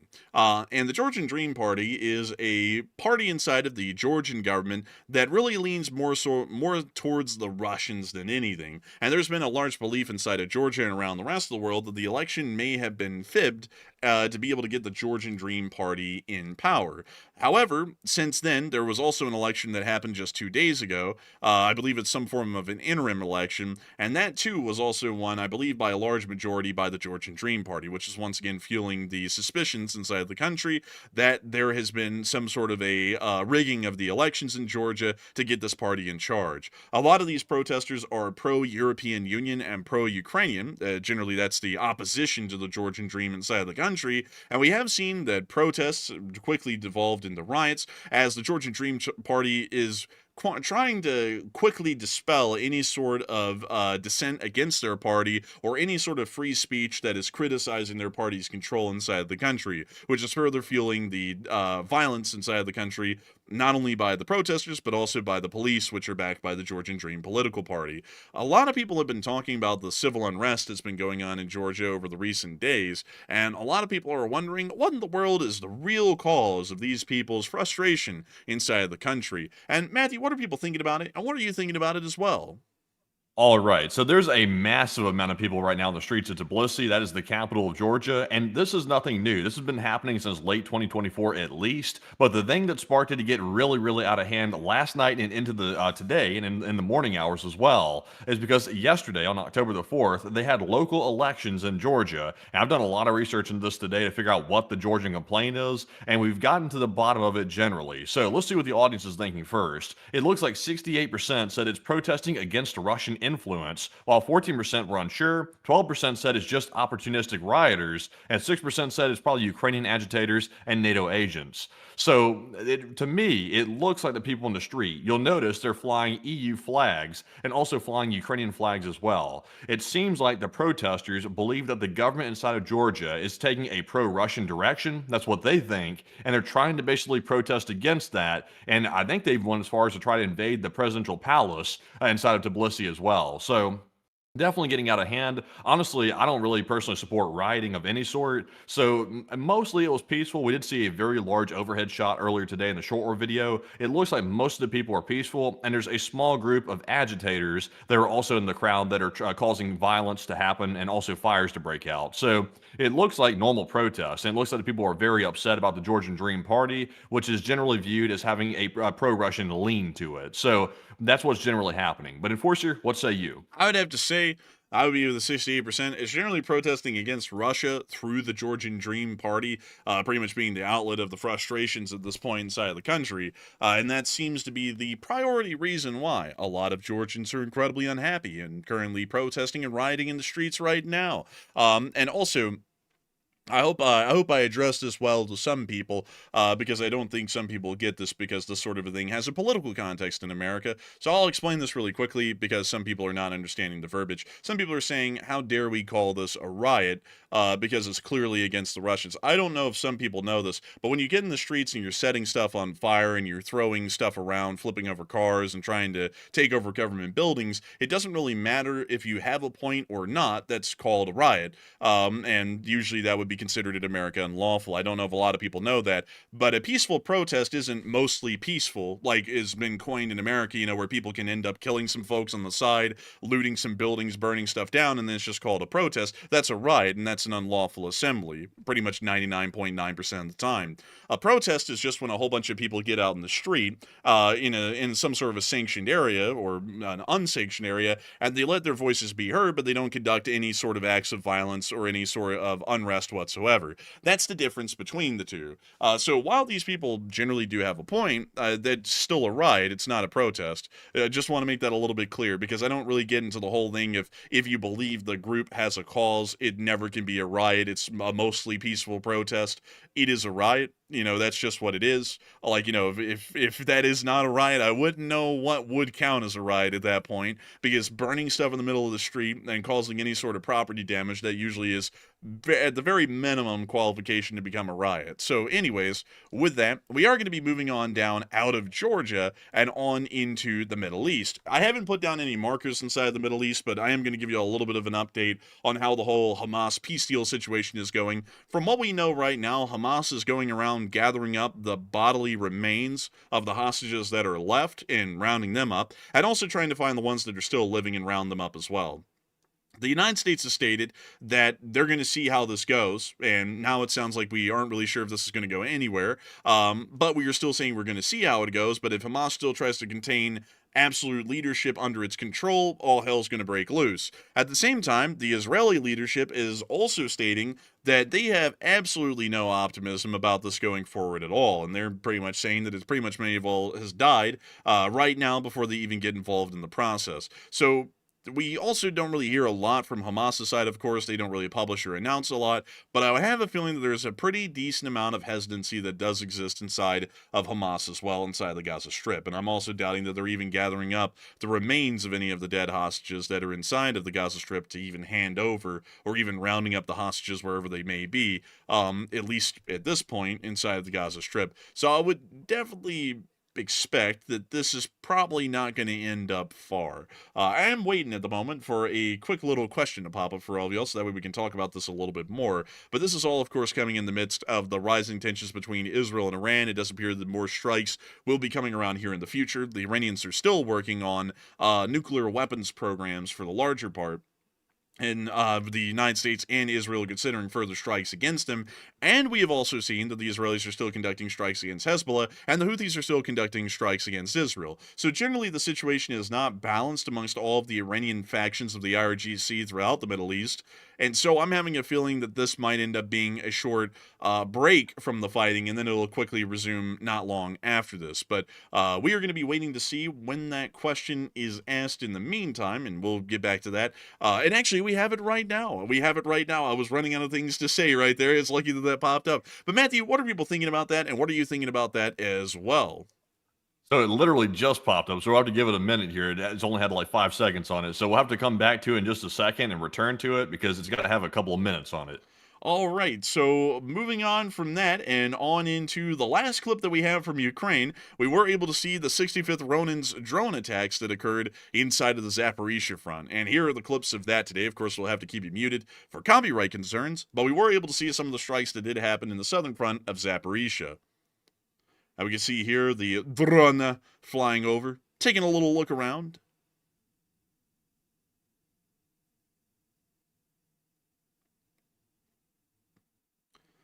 And we can see them flying on in, hitting this abandoned Ural. Kaboom! Right in the engine bay. And we can see the plastered remains of that Ural blade on the side of the street.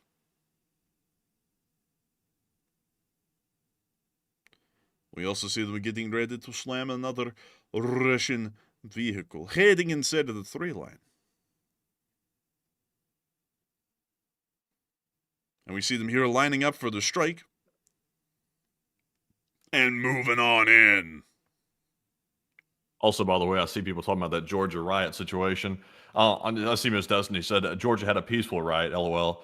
Honestly, the way it works in these crowds, people turn very tribalistic when they get in the crowd. It's just the way it generally works. And they're already protesting. So tensions are already running really high. So all it takes is one or two idiots to jump in that crowd and start encouraging people to do violence. And usually other people follow along with it because they're already agitated. And if someone gives them basically social permission to go in and start, burning things and tearing stuff down, most people will end up doing that. Even some people that would have never done that otherwise. If an agitator, and that's what that's called, is an agitator, jumps into the crowd, usually it will cause a much larger domino effect with other people doing the same thing. So I think that's what's happened in Georgia, honestly, because before the protests like we'd seen all the way up to this point were generally peaceful, except for a few occasions. So I think that's probably what's happening that we're seeing right now.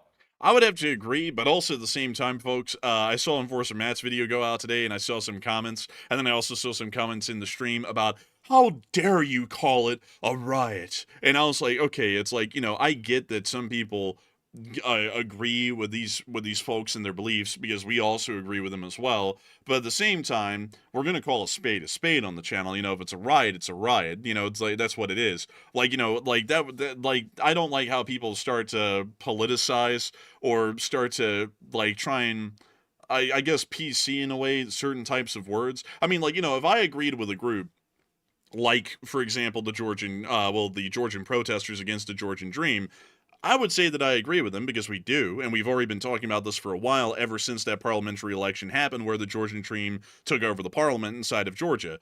But at the same time, if you're out in the streets and you're burning stuff and you're causing property damage and you're assaulting police officers, that is a riot. Like, that's always going to fit that definition. I mean, the French are masters at rioting. Just about every single thing that happens in France that some people want to call a protest, like the Yellow Vesters, if you all remember them, I mean, that was just literally a nationwide riot that went on for months. I mean, people were going around vandalizing speeding cameras. They were burning police cars, tipping them over, throwing burning dumpsters, hurling at the police, pelting the police with rocks, fireworks, endless stuff like that. They were destroying buildings. I mean, that's 100% a riot. Like, that's what it is. That's the definition of it. I mean, even if you agree with the folks, you can't get so biased to the point that I agree with them, so that even looking at a riot, it's not a riot, it's just a protest. It's mostly peaceful, but there are, like, that whole thing I just don't really align with. Like, I just call it for what it is, whether I agree with them or not. But anyways, in the midst of that, however, we have been able to get a lot of y'all on top of answering that question that we asked all of y'all, that poll. And Matthew, what are people thinking about that whole Israel situation, at least with Hamas, and what are you thinking about it as well? All right, so we've heard rumors today that apparently the Israeli leader and the U.S. leader got on a phone call. This is at least based on third-party reports, so take it with a grain of salt. It could be maybe exaggerated or not, but apparently the U.S. leader got on the phone and said, oh, look, we've got victory here. And the Israeli leader responded back with something to the effect of, it means nothing, it's meaningless. And then there was a little bit of a tit-for-tat thing on the phone apparently today. So Israel believes the Hamas peace plan is going nowhere. The U.S. believes it's already a victory. So what happens now? It looks like 66% said Hamas will probably breach the deal very quickly, while 14% said Hamas reveals all deceased hostages, and turns out that they've actually already taken the hostages out. And 9% says Hamas probably follows through with the deal. And honestly, remember, folks, Hamas being a terrorist group, to expect them to adhere to their word is very, very unwise. I don't think they're going to do that. And I believe they're probably going to end up revealing that most of the hostages, if not all of them, unfortunately, are probably deceased, except for maybe a handful, because it sounds like they're already trying to collect the bodies, which is not a good not a good start to that whatsoever. That's terrible, honestly. So I would say generally that Hamas will breach the deal. It'll be either through that or it'll be through another means or some form or another. So me personally, I don't have much hope for it. I'm kind of with Israel on this one. But Enforcer, what say you? I would have to say that I'm with the 66%. Hamas is going to breach the deal quickly. They breached every deal that's been made so far since October 7th of 2023 very quickly, usually within days or weeks.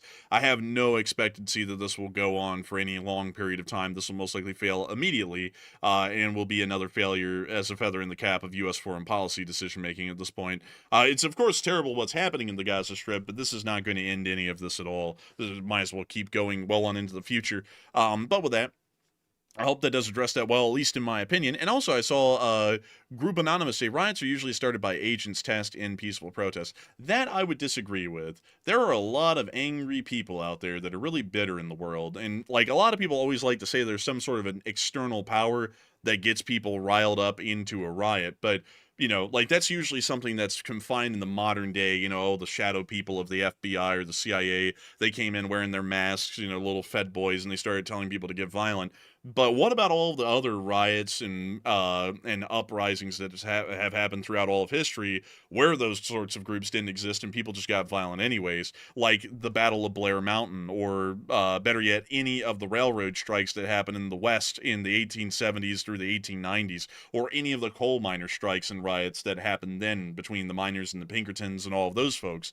There's always an aptitude in some people for violence, or even better yet, the stories of the founding of this country, tarring and feathering of tax collectors by mobs, that's a riot, or the Boston Tea Party, which was the most destructive riot of its type in the colonial era.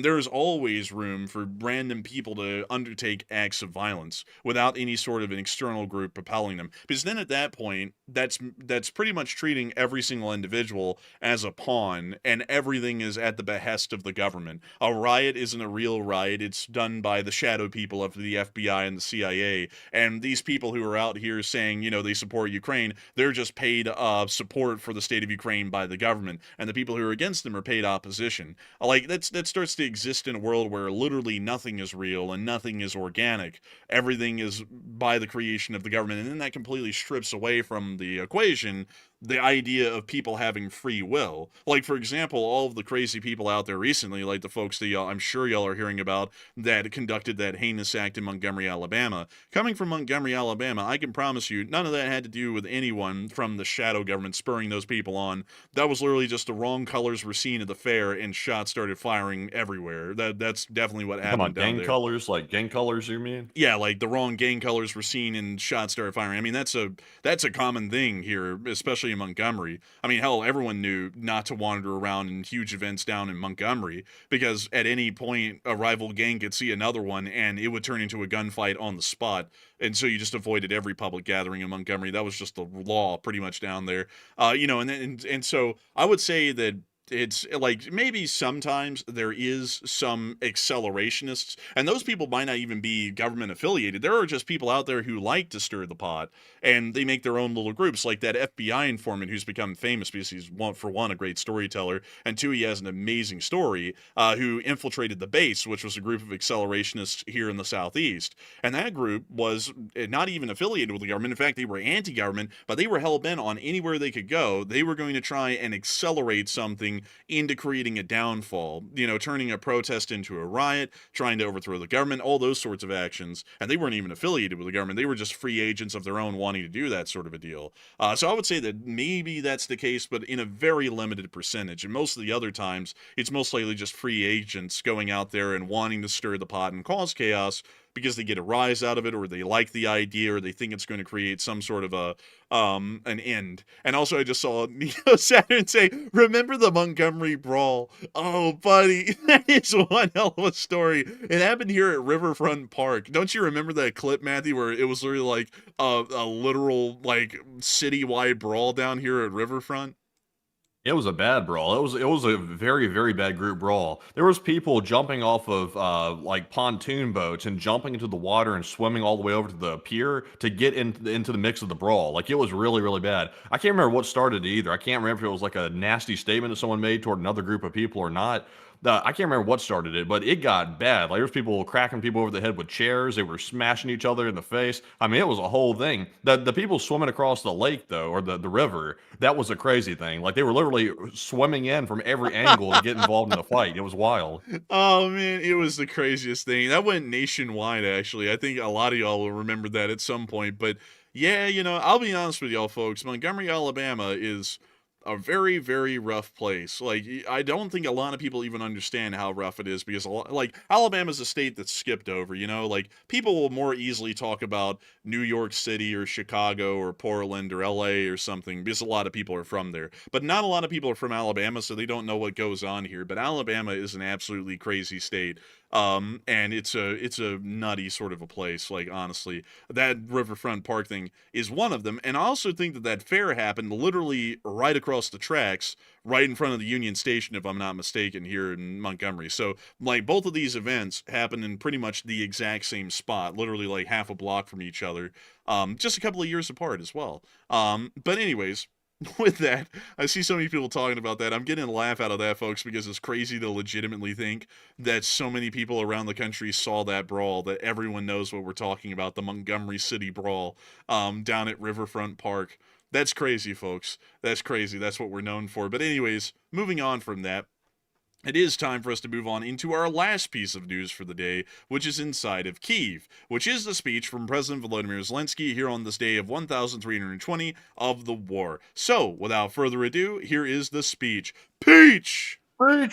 Шановні українці, українки, триває ліквідація наслідків російського удару по Україні. Це масований удар. Росіяни навіть не стараються приховувати справжні свої цілі. Абсолютна більшість мішеней – цивільні об'єкти, звичайна інфраструктура. Це енергетика, цивільні підприємства, склади, причому саме склади з цивільними товарами. Також це наша логістика. Логістика на залізниці – те, що забезпечує нормальне життя громад і економіку. Пошкоджені також десятки звичайних житлових будинків. На жаль, є жертви від цього удару. На Львівщині загинуло 4 людини, серед них 1 дитина. У Запорізькій області 1 загиблий. Мої співчуття рідним, близьким. Станом на зараз відомо про 18 поранених, усім надається допомога. Всього було 53 ракети, в тому числі аеробалістичні та кілька хвиль ударних дронів. Всього майже було 500 ударних дронів. Із них близько 250 – це шахеди. Значну частину вдалося збити, але, на жаль, не всі.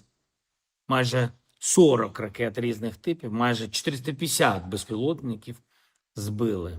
На жаль, немає достойної, сильної реакції світу на все те, що відбувається. На постійне збільшення масштабу і наглості ударів.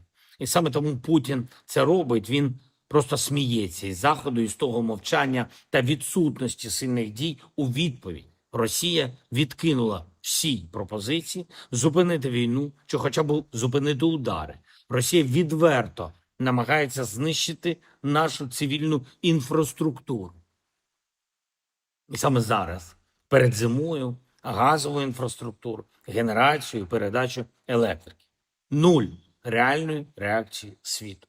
Ми будемо боротися, щоб світ все ж таки не мовчав, щоб Росія відчула відповідь. Кожна російська ракета, кожен російський ударний дрон – це в тому числі і компоненти, які постачаються в Росію.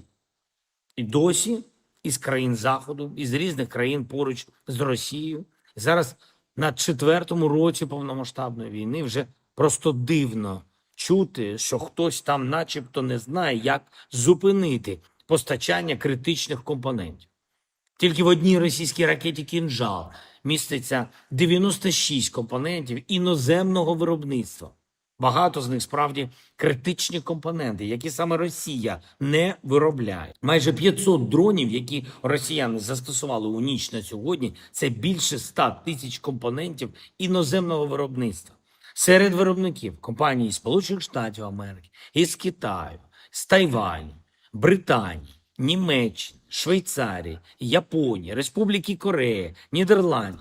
Є, зокрема, схеми на кілька країн. Все це треба припиняти. На наступному тижні запланована зустріч санкційних координаторів «Сімки», групи «Семи», і всі наші пропозиції по санкціям, по обмеженню схем постачання є. У партнерів є. Матеріали надані, потрібні рішення. Ми готуємо наші нові санкції проти тих, хто працює на Росію зараз, на її війну, і проти тих, хто намагається послабити Україну в такий час. В областях, всюди, де це потрібно, працюють ремонтні бригади, працюють наші енергетики, наші комунальні служби залучені. Я хочу подякувати рятувальникам ДСНС, Національній поліції, які залучені. Важливо, що бізнеси також допомагають. Це потрібно, щоб громади, щоб вся держава були підтримані нашими підприємцями. Вже провів наради сьогодні з прем'єр-міністром України, з керівником НАК «Нафтогазу», з усіма, хто потрібен, щоб допомогти людям, щоб прискорити відновлювальні роботи. Я доручив бути в регіонах, перевірити, що реально потрібно громадам, та перевірити правдивість кожного звіту з областей. Я очікую доповіді по кожному регіону, по кожній громаді. Я хочу подякувати всім, хто захищає Україну, хто захищає наших людей. Дякую кожному світі, хто з Україною, хто захищає життя насправді, а не просто намірами. І сьогодні ж в Україні відзначається День працівників освіти. Традиційно напередодні, в п'ятницю, ми всі вітаємо наших вчителів, і ми дякуємо їм, безумовно. І сьогодні теж, і цього ніколи не може бути забагато нашої вдячності усім українським вчителям, всім викладачам, всім в нашій державі, хто працює, щоб школи працювали університети, щоб наші українські діти, попри все, попри всі ці удари, попри всі російські знущання, отримували шанс на нормальне життя, на хороше майбутнє. Я дякую всім вчителям, викладачам, всім працівникам освіти. Це дійсно одна з найбільш важливих речей в нашій державі.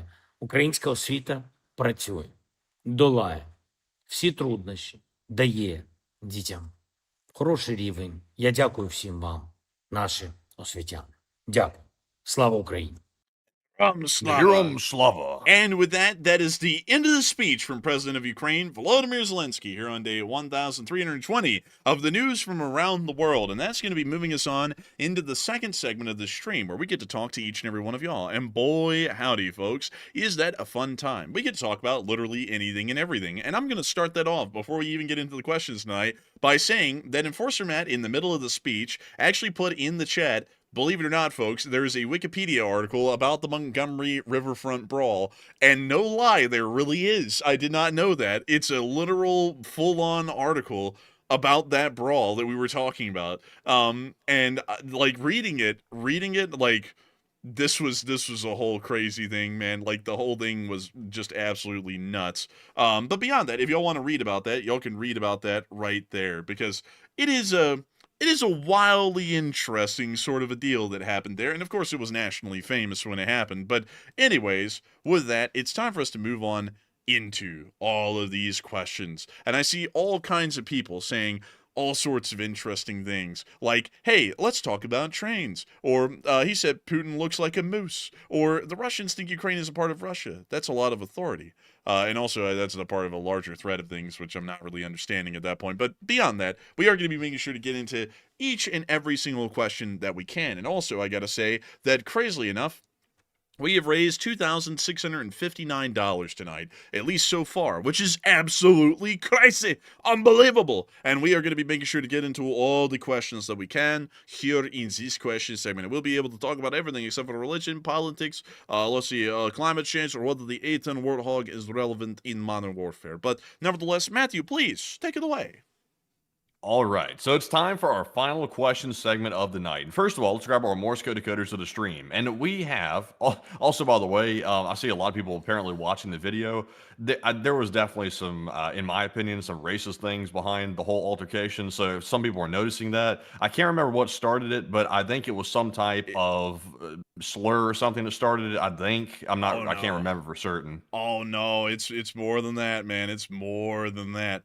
It's that damn riverboat. You know the one I'm talking about. Like, you always see it down there moored. Like, let me see if I can show y'all.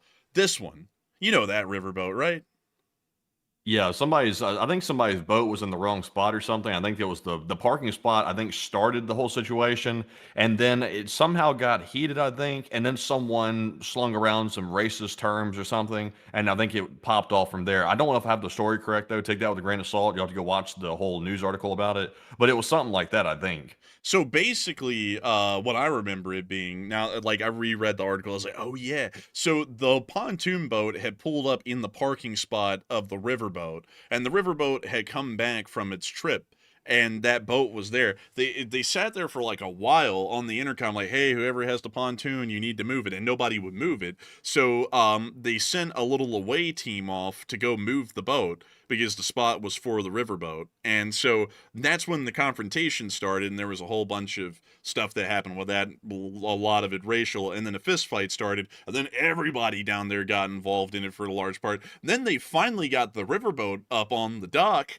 and then all the workers from the riverboat got off, and the brawl started again, with almost everyone on the riverboat and everyone on the pontoon being in the fist fight. And then the police showed up, and then all that was the following result afterwards. But that was kind of like a rundown of what I remember actually happened, and it seems like that article said a lot of that stuff. And once I was reading, I was like, oh yeah, that is what happened, because I remember that they tried to move the boat, and then that's what started the whole fight, is that they tried to move the pontoon boat, and then that's when that idiot got in their face. But I can tell y'all a lot about the dynamic that went on with that. One, there was racism involved, but two, the guy in the video, if you ever heard him, had like that, what the hell are you saying? Like, and basically they were going to park there, and they didn't give a damn who the hell it was that was asking them to move that thing. They would have gotten a fist fight with anyone, honestly, if they had tried to move it. It's just that it happened to end up that it, of course, those people said racially charged things, but I can promise you that those people were probably going to be getting into a fight either way. Like, that's just how it would have ended up. I can promise y'all that. That's kind of how this place is down here. But anyways, with that, I hope that does address that the best we can. Interesting little story. But anyways, it is time for us to move on into the questions. So, what do we got? All right, so jumping back into our Morse code decoders, we had Paul Schultz, Kevin J, Mason Miami, Joni Dog, Norm Pritchett, Erbo Garbo, Her Royal Fluffiness Kush, Kopioteryx, and Sire. They said the Morse reads, is Russia going to act big and tough when anything can take the whole country out? And LT, LLC. And ding, ding, ding, ding. That is the sound of money, and y'all got that dead on the nail. That is the Morse code message of the night. And I gotta say, it is an absolutely amazing and incredible thing to know that so many of y'all have continued to get that Morse code message correct time and time again for 1,320 straight days. I gotta say, it's an absolutely impressive and amazing thing to know that y'all got that correct again tonight. And of course, a huge shout out to Lee Spring Army Signal Corps once again. And with that, it is time for us to move on into the questions proper. So what do we got? All right, so moving into our live chat questions, and we have a lot of good ones, so hopefully we can get to a bit of them here. But this one goes to JNN, who said, how come Ukraine can't utilize the flight track? It's always a straight line, and someone's got to see it way ahead of time. That is a good question, and I think they try, and that's why their air interception rates are usually like 80% or higher. But unfortunately, a lot about how Ukrainian air defenses work is heavily classified, actually, so we wouldn't really be able to explain whether they are or are not already doing that, because they generally don't let the public know exactly how their air defense systems work, or how their air defense doctrines work, or protocols, or tactics for the larger part. So I hope that does address that the best that I can, at least in my opinion. And with that, we are on to the next one. And we also have a question from Flash One, and he said, "Do you think the balloons are being noticed now because they're looking for drones?" That's a good question, Flash. I was wondering that myself. We're really not told how the Lithuanians detected the balloons in the first place. I think they were visually spotted. I don't think they were detected on radar. I don't think. Because I think they were too low, if I have that correct. But I believe they were visually spotted first, and then once they spotted one of them, they spotted the 11 plus balloons that were in the air. So it could be, but you got to remember though, they were in the area of an airport. So you have air traffic control, you have the ground crews. All these people are generally kind of looking up in the sky anyway, so they would be naturally prone to spot it. But I think that's why they spotted it. But Enforcer, what say you? That I would actually have to say that's a pretty decent explanation. They could be on the patrol for drones, and then they finally spotted the balloons because of it. So that might actually be the reason why they were spotted today. But still, an interesting occurrence nonetheless, and the first time we've heard of it. But with that, I hope that does address that the best we can. And with that, we're on to the next one. And we have a question from Will McKay, and he said, "Do you think NATO is being soft? And do you think they should have been involved to end this a long time ago?" I would say that NATO shouldn't have been involved in the war directly at all. We should try and avoid that as much as we can. But I would say that NATO is being soft and not shooting down Russian drones and manned aircraft at this point. It is incredibly soft, and it's practically appeasement to the extreme because we're letting the Russians violate our national sovereignty, and we're doing practically nothing about it. So I hope that does address that well, and we're on to the next one. And also, by the way, a huge shout out to Nerdo, who just threw in a $100 donation to our fundraiser tonight. And we're currently up to $2,759 raised, which is fantastic to see. And a huge shout out to you, Nerdo, for that generosity as well. But with that, we're moving on to our next question here. And this one is going to go to Mike G. He said, "Have there been any updates on the Russian missiles being able to dodge the air defense systems inside of Ukraine?" Generally, all we've heard is that there might be some software updates that are helping them to evade being shot down, but we're not really sure how true that is because a software update shouldn't make it impossible to intercept these. Because conducting a little last degree turn, it's not like a Patriot is just going to go up, and then just miss it. Like Patriots are designed to pull high G turns. I think up to, from what we know publicly, like 30 and 40 G turns sometimes to be able to get the missile on track. And so it would be a little bit weird that a missile could just conduct a slight deviation in its path and a Patriot's going to get flung off completely. Because an Iskander, even with the software modification, isn't going to know when a Patriot is fired at it and when it's incoming to conduct an evasive maneuver. The evasive maneuver would be pre-programmed, so there might not even be a chance that Iskander is conducting the evasive maneuver when that missile is about to hit it. So I would have to personally say, in my honest opinion, I don't even know if that information is really true. And that's why when we reported that, I was like, I don't really know if this is true. This is what they're saying, but it doesn't really make a lot of sense to me. But of course, I'm not a rocket scientist or anything like that to know the exact kinetics or inertias behind the missiles and the interception paths and the ability to conduct a high G turn in at a mid-course phase. All that sort of stuff would be a little bit beyond my expertise, but still something sounds a little bit odd about that, at least to me. But still, I hope that does address that the best I can. And actually, folks, crazily enough, it looks like we got our first super chat of the night. So what do we got, Matthew? All right, and this super chat goes to Pojes R6. Also, nice motorcycle, by the way, if that's what you're referencing. Good Yamaha. But he puts in a $5 super chat. And thank you very much, good sir, for that support. And he said, "Foreign resources are being found in Russian missiles. And do you think dozens of ghost companies are buying the chips and supplying Russia? And how do we solve?" Oh yeah, they are certainly being supplied with chips from ghost companies because the Ukrainians are always pointing out that this many chips, this many components from this many countries have been found in the debris of this and that missile. But unfortunately, there's not really a good way for us to work that because a lot of these shell companies are inside of neutrally aligned countries like Egypt and others. So unless we're willing to completely sanction Egypt and so on because of these ghost companies, which are conducting an illicit operation on the behalf of Russia, there really is no way for us to be able to curb that because we would have to find out what ghost company it is, and then we would have to notify the Egyptian government. And then we're kind of leaning on at that point whether the Egyptian government knew or didn't know, at least in this hypothetical scenario, about the shell company and whether or not they do anything about it at all. And so then that could end up becoming an issue in itself. So there really isn't a way for us to deal with that all too much. But one thing is for certain, them having to create the shell companies is certainly making the situation a lot more difficult for the Russians to at least get large amounts of this stuff. And if we wanted to, we could probably put a lot of resources and effort into tracking down these companies, finding out who they are, and trying to find some way to shut them down in these foreign countries. But once again, our control of shell companies, or any company for that matter, in a foreign nation is slim to none. So I hope that does address that the best I can. And with that, we are on to the next one.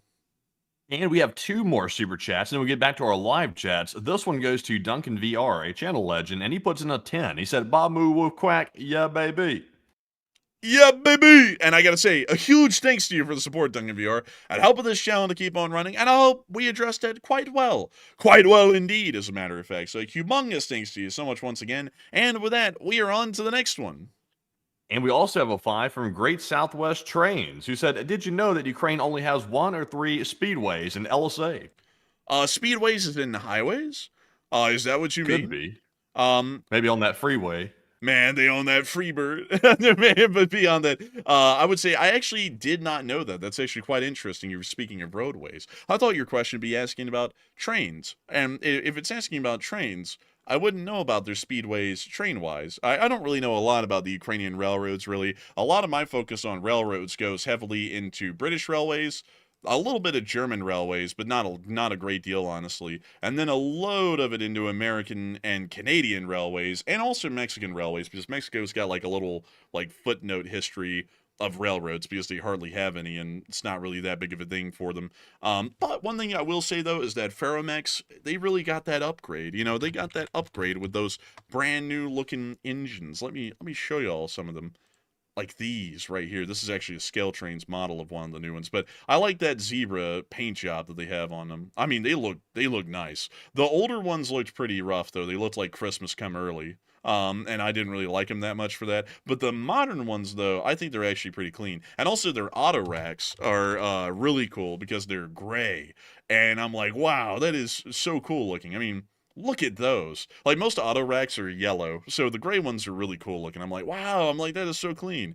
And then there's also the older railroad, which is the Nacional Ferrocarriles de Mexico or something like that. Let's see. Nation of Mexico Railway. Let me see if I can pull that up for y'all. This is like the only other railroad that really existed through most of their history, except for the Kansas City Southern, which had a Mexican division. But this was the Ferrocarriles Nacionales de Mexico, something along those lines. It was their national state-operated railway, and Mexico never really developed their railway a lot. That's also why they were stymied economically and industrially, was because they didn't really develop one much. So then, the guy who ran Kansas City Southern came in and was like, hey, like, y'all got this whole unowned strip here, like, going to Veracruz. Could we just nab that? And then they were like, yeah, sure. So that's why Kansas City Southern also has Kansas City Southern de Mexico as a part of its company, and now they're all a part of Canadian Pacific Kansas City. But anyways, that's why they have a connection into Mexico. It's an interesting side note. But anyways, with that, I hope that addresses that somewhat well, at least the best I can. They didn't even ask about trains. He didn't address nothing, man. He didn't even ask. Man, I had to get on a rabbit hole that I knew about. Like he asked about something I didn't know about, so I had to tie it into something I did know about and say something about it. You know, like I had to. What was I supposed to do? Declare ignorance and just move on? I mean, I don't know. I don't know. What was I supposed to do, man? But anyways, I hope that addressed something somewhat well. Great Southwest Trains. Indeed. But a big thanks to you for the support and helping this channel to keep on running. And so with that, we are on to the next one. All right, so our next one goes to Danny B, a longtime channel legend once again. He said, does Cuba even really have any aircraft in their Air Force? Oh, yeah, they got them. When they smoke weed and they get high, they're flying. But I'm just kidding. Let me go get you the Cuban Air Force. Let's see. Here we are. The Cuban Revolutionary Air and Air Defense Force. Wow, that's a tongue twister, but that's their symbol. They're great at symbology. Far. Yeah, this is terrible. Man, that's when they run far away from Cuba to Florida. But let me show y'all the aircraft that they have at their disposal.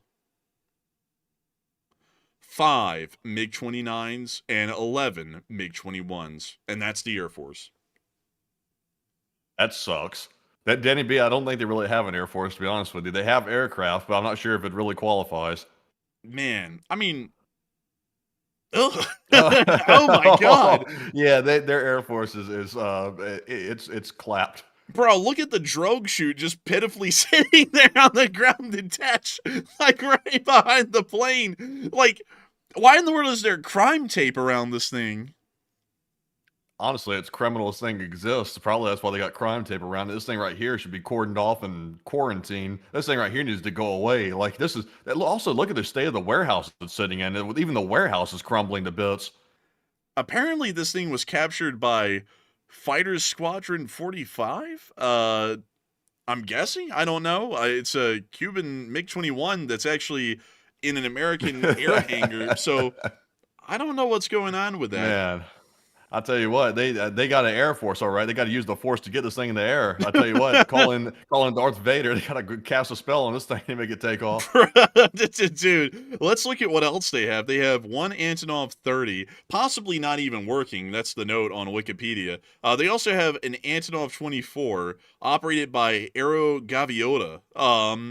Why does that sound so Italian? That sounds like something the Mafia would run. They also have 3 Antonov 26s, also operated by Aero Gaviota, and they have 2 Ilyushin 76s. On top of that, if y'all thought they weren't impressive enough already, they have 2 Mi-8s, 7 Mi-17s, and then 4 Mi-24s. And we don't even know if those are operational. They also have 3 L-39 trainers, and we don't even know how many of these they have, but it might be a trainer aircraft they have. One of them, maybe. At one point, they did have MiG-23s, but apparently those are gone now, all retired maybe. But yeah, their Air Force isn't really well off. So, yeah. but we're just going to leave it at that. So I hope that answers the question well. And with that, we are on to the next one. Also, by the way, we have one more super chat, but let's please make this one somewhat brief because we have a lot of good questions. I really was asking people for a lot of questions. I don't want to neglect their live chat questions after getting all those in. But this next super chat goes to Great Southwest Trains once again, who puts in a 5. And they said that previous question was supposed to be a racing related question, but did you see the Big Boy 4014 with smoke deflectors? Oh yeah. I did see it. Let me show you. Boom, right here. Boom, smoke deflectors. This is actually crazy. I had to go Google these, and I also watched a video about it, and I was like, wow, that's so interesting, because I always saw the ones on UP-844, which usually does have its smoke deflectors right here. And I was like, wow, I like those. I think they look cool. They add a nice little look. The big boys never had them, though, from what I knew. So I watched a video and read about it. Turns out this was only tried once. I think on one of the first ones. It was like 4002 or something like that came out in 1941, and then they got rid of it after a month because they didn't need them. But still a really neat addition, and really cool to see that they even added them, because it's kind of a little bit of a glimpse that we get of what that looked like on the only one that was tried on for a whole month, and we get to see it today. So actually pretty cool. But a big thanks to you so much for the support, and I gotta say, the big boys are just baller. I mean, who doesn't like the big boy? I don't even think that's a big boy. I think that's a Challenger. That's not even a big boy, but the big boys are very cool. I like the big boys. The big boys are neat, and they're a big boy. But anyways, a big thanks to you for the support. I hope that does address that well. And with that, we actually have another super chat. This is turning into like a super chat segment. But with that, we are on to the next one. All right, so this one goes to LSA Rocks, who puts in a 20, and thank you very much, good sir, for that $20 support. He said, sorry, I had surgery this week and got home last couple of days, and also hope you're recovering well, by the way. And he said, taking it easy for the moment, and the gas station attendants loved the shirt, make Russia small again, and asked about the enforcers, and stay well, governors. Hey, and thank you so much for the support, LSA Rocks, and I hope that you're doing well with the recovery from that surgery there, and I hope you are taking it easy. But really cool to hear that you shared the channel around to all the folks, and I got to thank you so much once again for the support and helping this channel to keep on rolling, because it is folks like you who help to make this channel possible and keep it running. And so a huge thanks to you so much once again. I hope that does address that incredibly well. And with that, folks, we're going to try and dedicate ourselves to getting live chats. So Matthew, what do we got? All right, so back to our live chat questions here. This one is going to go to Carrion Crow, who said, have you seen all the recent weapons developments from aggressive countries, and does that have you concerned how fast they're developing weapons compared to the U.S.? Kind of, not really. In some degrees, It's it got me is. worried. In drone warfare, it does have me worried, but in every other aspect, it's not really that worrying. Like the Chinese coming out with their flying Doritos, it's like, well, we have the F-47. It's like we don't even know how far that thing has gotten down the developmental track. It may have already taken its first flights at this point, well before the Chinese ever flew theirs. And the Chinese are trying to look like they're ahead of things. Because generally, whenever it comes to anything that has to do with an authoritarian power, they put a lot of effort into trying to make themselves look like they're very much ahead of the game versus us, where we usually downplay what we're capable of doing or what we have. So it worries me to some extent, but not a great deal, because I usually expect that we have something analogous, or at least 5 to 10 years ahead of what they have. And also, then on top of that, even if it looks like it's modern and cool, that isn't speaking about the internal components, which I would assume, at least here for the United States, our internal components are usually, at least historically, even at some points, 20 years ahead of our competitors. So, well, I would have to say it worries me to some degree, but not a great deal. But Matthew, what are you thinking? Me personally, I'm concerned because one thing we've realized in America, and I'm not really concerned because of anything that China or Russia presently has. There's nothing they really have that really outpaces the United States, but I'm worried about how inflexible the U.S. defense industry is, because we're learning that the U.S. defense industry is having a hard time catching up when it comes to this drone situation. And we've also consolidated down most of our defense companies into 5 major contractors, which is something that's new in this century. So to me, that makes me very worried, because we've consolidated down to only about 5 major defense contractors. Now there's very little competition. It used to be a lot of companies working together. Now it's just 5 of them. So in my opinion, that makes them a lot less flexible than they used to be, which basically drives the cost of everything up, and also makes it very difficult to innovate faster because there's not a lot of competition. So I think proof of that is the current problem we're having with FPV drone defense, and also developing our own drone swarms. I think that's proof of that. There's possible maybe they have things that we don't know about that are classified that the public doesn't see right now. And it's also possible that they don't really have anything and are trying to play catch up, which I think is probably the more likely option. But that's my concern mainly. And with that, I hope we addressed that well. And with that, we are on to the next one. And also, by the way, a huge shout out to Marlene Mercer, LSA, for throwing in a $50 donation to the fundraiser. And thank you very much, Marlene, for that support right there, to the fundraiser, that is. And we do appreciate that generosity very much. And moving on to our next live chat question. Well, I have a massive voice crack.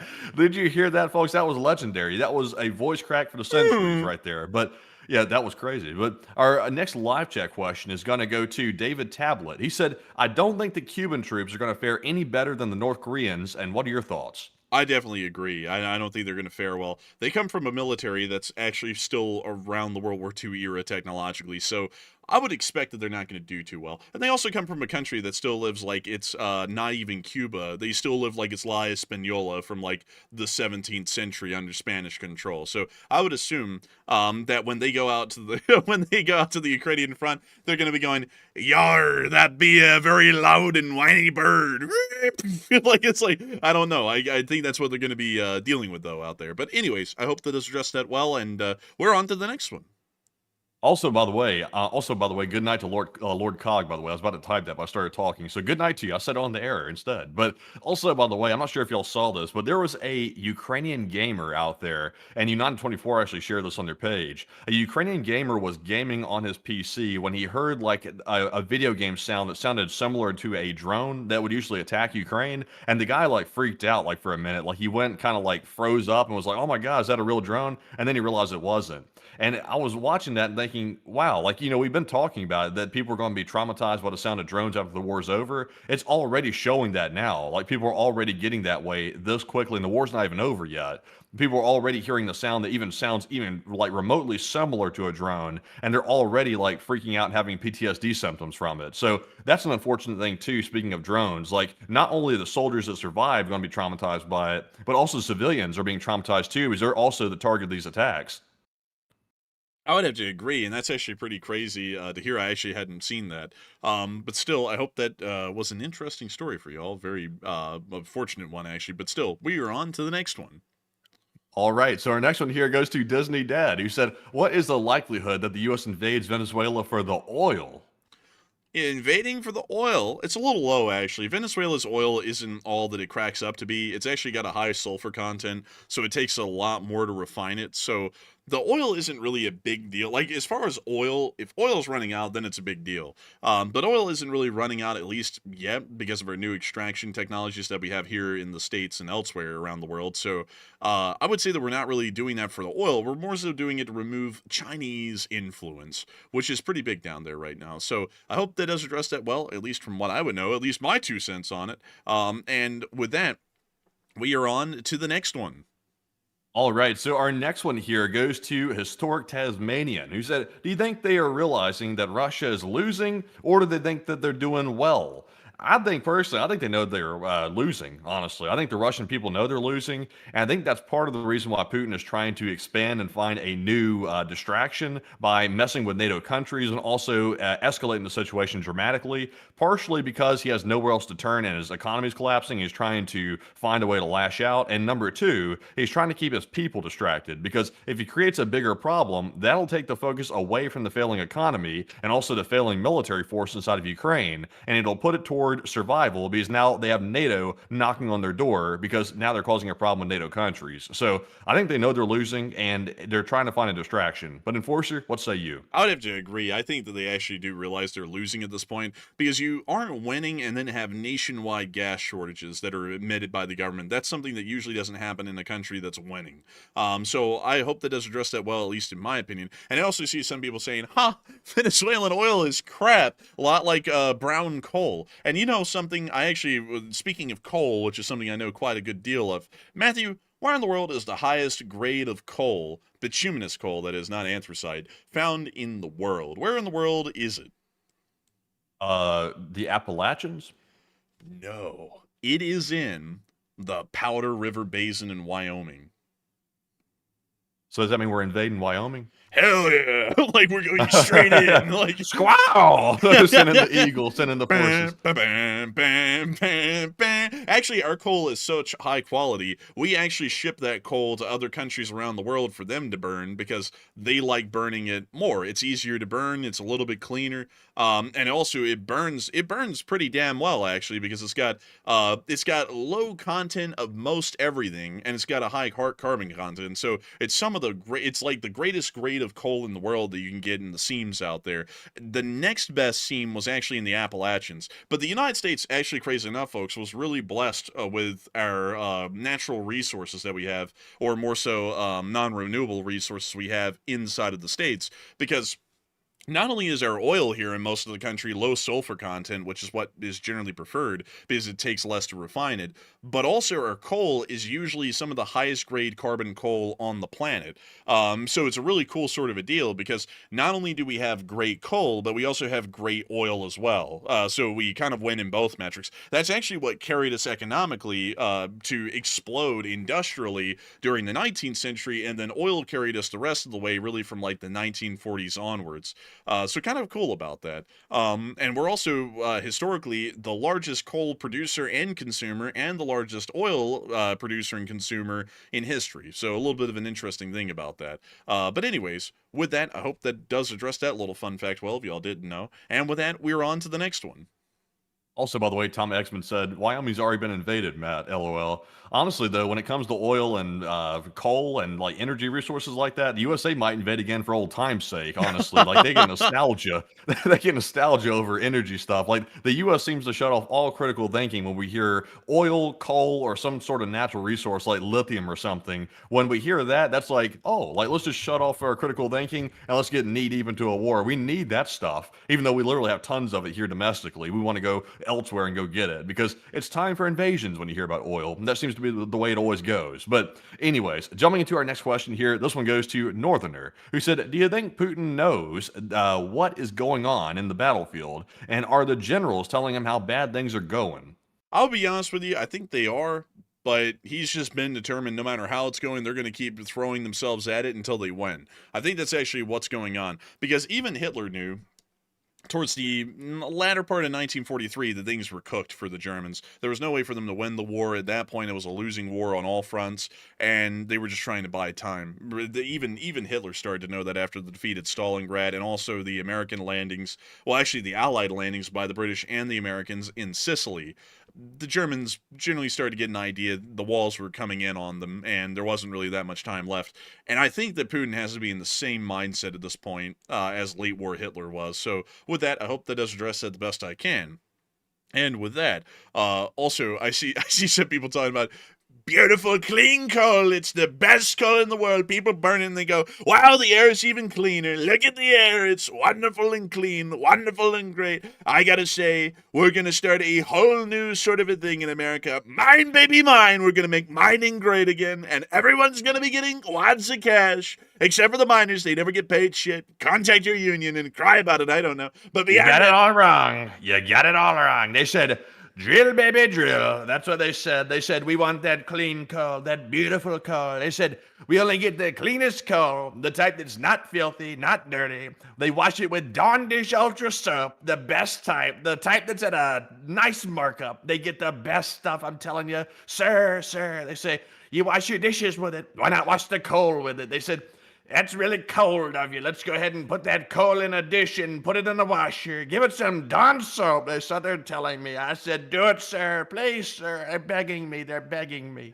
I've been hearing, folks, that the coal is so clean that some people are using it as detergent, maybe even washing dishes with it, I don't know. But we've been looking into it, and we've actually found out that eating coal is really good for you. It's better than Tylenol. But beyond that, I'm just kidding. I'm just playing, by the way, folks. I'm just playing. I gotta say that. But beyond that, I do also have to say that Wyoming, why are they roaming? It sounds like that they have goofy names for their towns, like Cody. Who the hell names a town Cody? I guess some guy called Cody moved in there. They just said, well, let's call it after him. There's no better place than Cody. There's no better place than Cody's house. Next thing you know, they're going to be naming one Kyle, and they're going to have loads of Doritos and Mountain Dew, and they're going to be playing Call of Duty every day. And Kyle, Wyoming. I bet you there is crazier. You know what's crazier than Cody, Wyoming? You know what's crazier than that? If you go all the way down to Puerto Rico, we have a beautiful military force in Puerto Rico. You have to look at it and amaze yourself at it. You have to immerse yourself in the beautiful F-35s. They call them F-35s. That's a new term they're using just now that I took office. They said, sir, F-35, brand new jet. They said, we're going to send this jet, sir, and put it to use. We're going to send it down there to Venezuela and take care of the people down there. They said, they got drug trafficking all over the place. I said, why are they trafficking? Go ahead and clear out the traffic jams. They said, we don't want our roads full of cars. Get them off the streets. Traffic jams galore. They don't like it. They don't know how to do their roadways. They said, sir, the roadways in Venezuela, they're just so terrible. I gotta be honest with you folks, when you come down to Puerto Rico, it's a crazy place. You look around it there and you go, wow, look at this place. So many little cities like Arecibo and Isabela and other places like Aguada and Rincon. Rincon, that sounds like Enron. That must be something interesting going on there. And then they have this other island next to it called the U.S. Virgin Islands. Virgin Islands. Someone get this island a woman. It's been a virgin for too long. Someone help it out. All for traditional values except for that. Then we break the bar on that one. But beyond that, they also say, are you going to go down to Puerto Rico? I said, I'm not going to go. Oh. I can't even do this. I don't even know what the context for that one was. Do not go. I'm gonna go. I can't even say the real deal. Like the real deal was so sus, I can't even imitate it. I gotta be honest with you all. We have a great laugh doing this, a great laugh. But there's not gonna be any great laughs anymore. You see, they're punching the limits. We're gonna have to call up the FCC, which may as well be the TV Gestapo. We're gonna take them down. They're gonna be off the air. Too many jokes. They're too funny. A lot of people have been saying that the funniest jokes, like the cleanest coal. I'll be honest with y'all, American coal is so clean, I got a call from Santa the other day, Santa from the North Pole, and he said, sir, your coal is so clean. It's so clean. I stopped giving children presents, generally because the economy is really bad, and I replaced it with coal. I'm putting coal in their stockings. At least they'll stay warm. And I said, that's right, Mr. Santa. Of course, I'm the greatest. And he said, of course you're the greatest. You're the greatest man, better than me. You got plenty of people. They're called elves. They work in sweatshops and they make all kinds of presents. but we're getting on the bad terms with Santa. It's been a real shift in relations. They said foreign relations with Santa have hit a brand new low. They said he's low with Santa. I'm telling you, Santa's laying low now. He showed up to the United States and he said, ho, ho, ho. And I said, who's he calling a hoe? I said, that's not going to work. The foreign relations with Santa are off the charts. They said, invade Santa's workshop. They said, take it down. The elves, they got to get locked up. They're going to lock up the elves. That's the way it's going to have to be. This can't be allowed. Also, we need to investigate them with their FCC license. Santa's not broadcasting anymore until we look into that FCC license, that beautiful license. I'm telling you, those licenses, you got to love them. I tell you. I gotta be honest with y'all. The tariff relationship with Santa is really poor. I was sitting there looking at it the other day, and they import hundreds of billions of dollars of toys and cheap shit into America, and in response, we export nothing to Santa. Where does he even get this stuff? I don't even know. They say that he's got elves, and I've heard that a lot of mentally deranged elves have been crossing across our borders from Canada, and they're not sending their best, they're sending their worst. They don't know how to make a toy. They are a toy. They're tricked out. They get sent. They get sent to LA. They get sent to LA and Portland, and they end up doing crazy stuff there. They're doing tricks in Portland. It's crazy. We're gonna have to round them up and send them back to where they came from. I give up. I can't do that anymore. I can't do that. Anyway, so that we are on to the next one. All right, so moving on to our next live chat question here after that moment of insanity here on the Enforcer stream for just a little while. This one is going to go to none other than Shalmenzer, who said, what's the difference between an attack on NATO and an attack on a country in NATO? Can you reread that one again? They said, what's the difference between an attack on NATO and an attack on a NATO country? They're the same thing. An attack on a NATO country is an attack on NATO because there is no such thing as NATO territory. NATO is the collection of the nations that make up NATO. So with that in mind, an attack on a NATO country is an attack on NATO. It's one and the same. So I hope that does address that well, at least the best I can. I see a lot of people have been getting a huge laugh out of the whole thing that we did there. Honestly, that was probably one of the funniest ones. I couldn't even keep going myself because that got so ridiculous. But anyways, it is time for us to move on into the next one. It's time for the next one. But anyway, we're not going to do that anymore. People are going to get driven crazy. But our next one here goes to none other than Mike G. And also, I think we already asked that one. I think I put it in there twice. But thank you, Mike G, for the good question earlier. And this one is going to go to Mike Corbridge, who said, Enforcer and Enforcer Matt, how are the Russians able to repair bombed infrastructure, power stations, and refineries so quickly? They generally don't. It actually takes a couple of months most of the time for them to repair a lot of these facilities. And even still, if they get them online, they're only partly operational. So that's like if we're saying quick in a span of weeks or months, that would be fairly normal for most countries. So that would be the best explanation I can give. If we're calling a month or 2 months fast, that's actually somewhat comparable to others, and for that reason, that's why. And so with that, I hope that does address that the best I can, at least from what I would know. And with that, folks, we are on to the next one. And our next one goes to Ed, and it's Irish Ed, by the way. He said, do you think when Russia falls, and it will, and it probably will, I agree, he said, will Putin throw nukes around in a death spiral because he's going out of power? It's possible, but I would consider it highly unlikely unless we're already involved in a ground war with them, like a full-blown conventional war. It would mostly be unlikely at that point because then he would probably risk having a coup happen on him because then at that point he would be killing off a whole bunch of guys in Russia that would still be in the government that aren't dying with him and wouldn't want to die with him. So I hope that does address that the best I can. And with that, we are on to the third to last question of the night. You know something I just realized? We were sitting there joking about Santa and how Santa might have bad foreign relations with the U.S. I just realized, NORAD tracks Santa every single year, the North American Defense Command? Yeah. Honestly, they're tracking him like he's a missile already. I mean, it sounds like we're already like on sketchy terms at this point. It's like we got NORAD tracking him like he's a missile coming over our airspace. So coming out on December 24th, there's going to be a presidential address. My fellow Americans, I regret to report that Santa is a Chinese communist spy. We had to shoot him down over in Canada. Like he's dead, and all the reindeer, they're being eaten by the deranged elves. they're eating the deer. Like they're eating the It deer. turns out that it was a fraud. The whole time Santa said he was making the toys inside of Antarctica behind the ice wall. And it turns out he was actually going to Temu headquarters and he had no elves. He had workers working on low wages. He was taking advantage of those workers, I'm telling you. He went there and he bought it straight from the headquarters, straight out of China. He said, let me have it, sir. Let me have it, sir. Then they took it here and then he flooded the market. That's Santa. He's a capitalist to the core. That's Santa.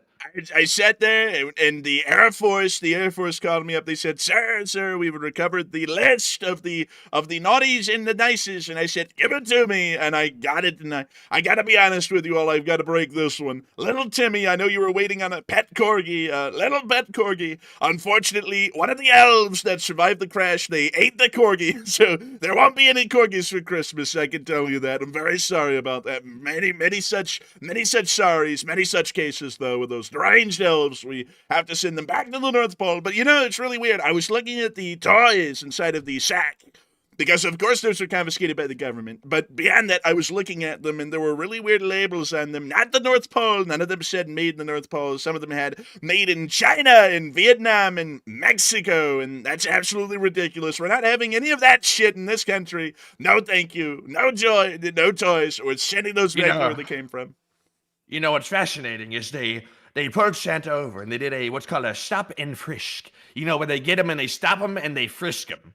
They took out the wallet and they said, "What's this? What's in your wallet, Santa?" And they looked in the wallet and they said, "There's a portrait of Xi Jinping in there. That's not gonna work. What is going on? Why has he got Xi Jinping in his wallet? It's not gonna happen. It's not working." Honestly, I'm losing my touch. That's lame. That's lame right there. But anyways, with that, folks, I think we were on to the last three questions of the night, if I'm not mistaken, and we're going to get to the second to last question of the night. We got to get to it. We got to get to it, everyone. We've got to get to as many of these as we can because there's not a lot of time left. Say your prayers. But anyways, we're on to the second to last question of the night. What do we got? All right. So this one goes to Vollinger, who said, "Do you think the Jolani-led Syrian government will launch an offensive against the SDF after they had just closed all roads into SDF territory?" Absolutely. I think that at this point, the interim government in Syria is hell-bent on destroying the SDF and bringing it under its control. And considering that a lot of U.S. forces have practically withdrawn from SDF-controlled territory, I have a feeling that an offensive against them is a certainty, and most likely with Turkish support as well. So I hope that does address that the best I can. At least in my opinion. And with that, we are on to the final question of the night. And so, who is the lucky last person to throw in the lucky last question of the night? And that viewer is gonna be James Hughes. And he said, "Matt, the USA has ordered $5 billion worth of Coyote missiles that cost $100,000 apiece, 50 to 60,000 number of missiles through 2029 for drone defense. And do y'all know if we're gonna ship any of those to Europe?"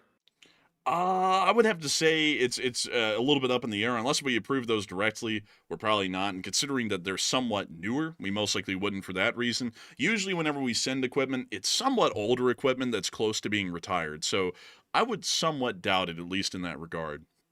But I hope that does address it the best I can. And folks, crazily enough, we've reached the end of tonight's stream. And I've got to say that we are entirely honored and greatly appreciative to know that so many of y'all have joined us here tonight. We had a peak viewership tonight of 13.9 thousand people, and 87,000 people have watched this stream before it ended, which is quite a large amount. Now I've got to say a massive thanks to all of y'all so much once again for watching, and we will see you all on Tuesday to cover the next 48 hours of news from around the world. And if there is enough news to make a short war video tomorrow, I will be the one making the short war video if there's enough news. But with that, we will see you all then. And so with that, good night, good luck, take care, stay safe, Slava Ukraini, long live the Lee Spring Army, and long live the Republic.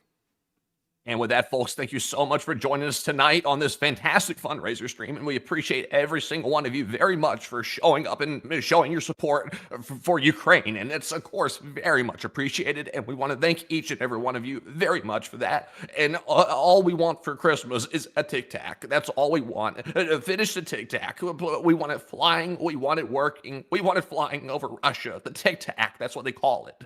But anyways, folks, that's all I can do about that one tonight. Honestly, that other impersonation has absolutely shredded my vocal cords. But as a big thank you to all of you, I actually did that voice there at the last second to thank you all for helping us to hit that fundraiser amount right there. We are now at $2,800 raised, which is well above the $2,500 goal. So a huge shout out to all y'all once again. And we will see you all tomorrow on the short war video if there is enough news to cover, and on Tuesday night at 10 p.m. Eastern to cover the rest of the news on our next stream. But thank you all once again for watching, and of course, we will see you all then. And Slava Ukraine, Herom Slava, get some rest, and good night.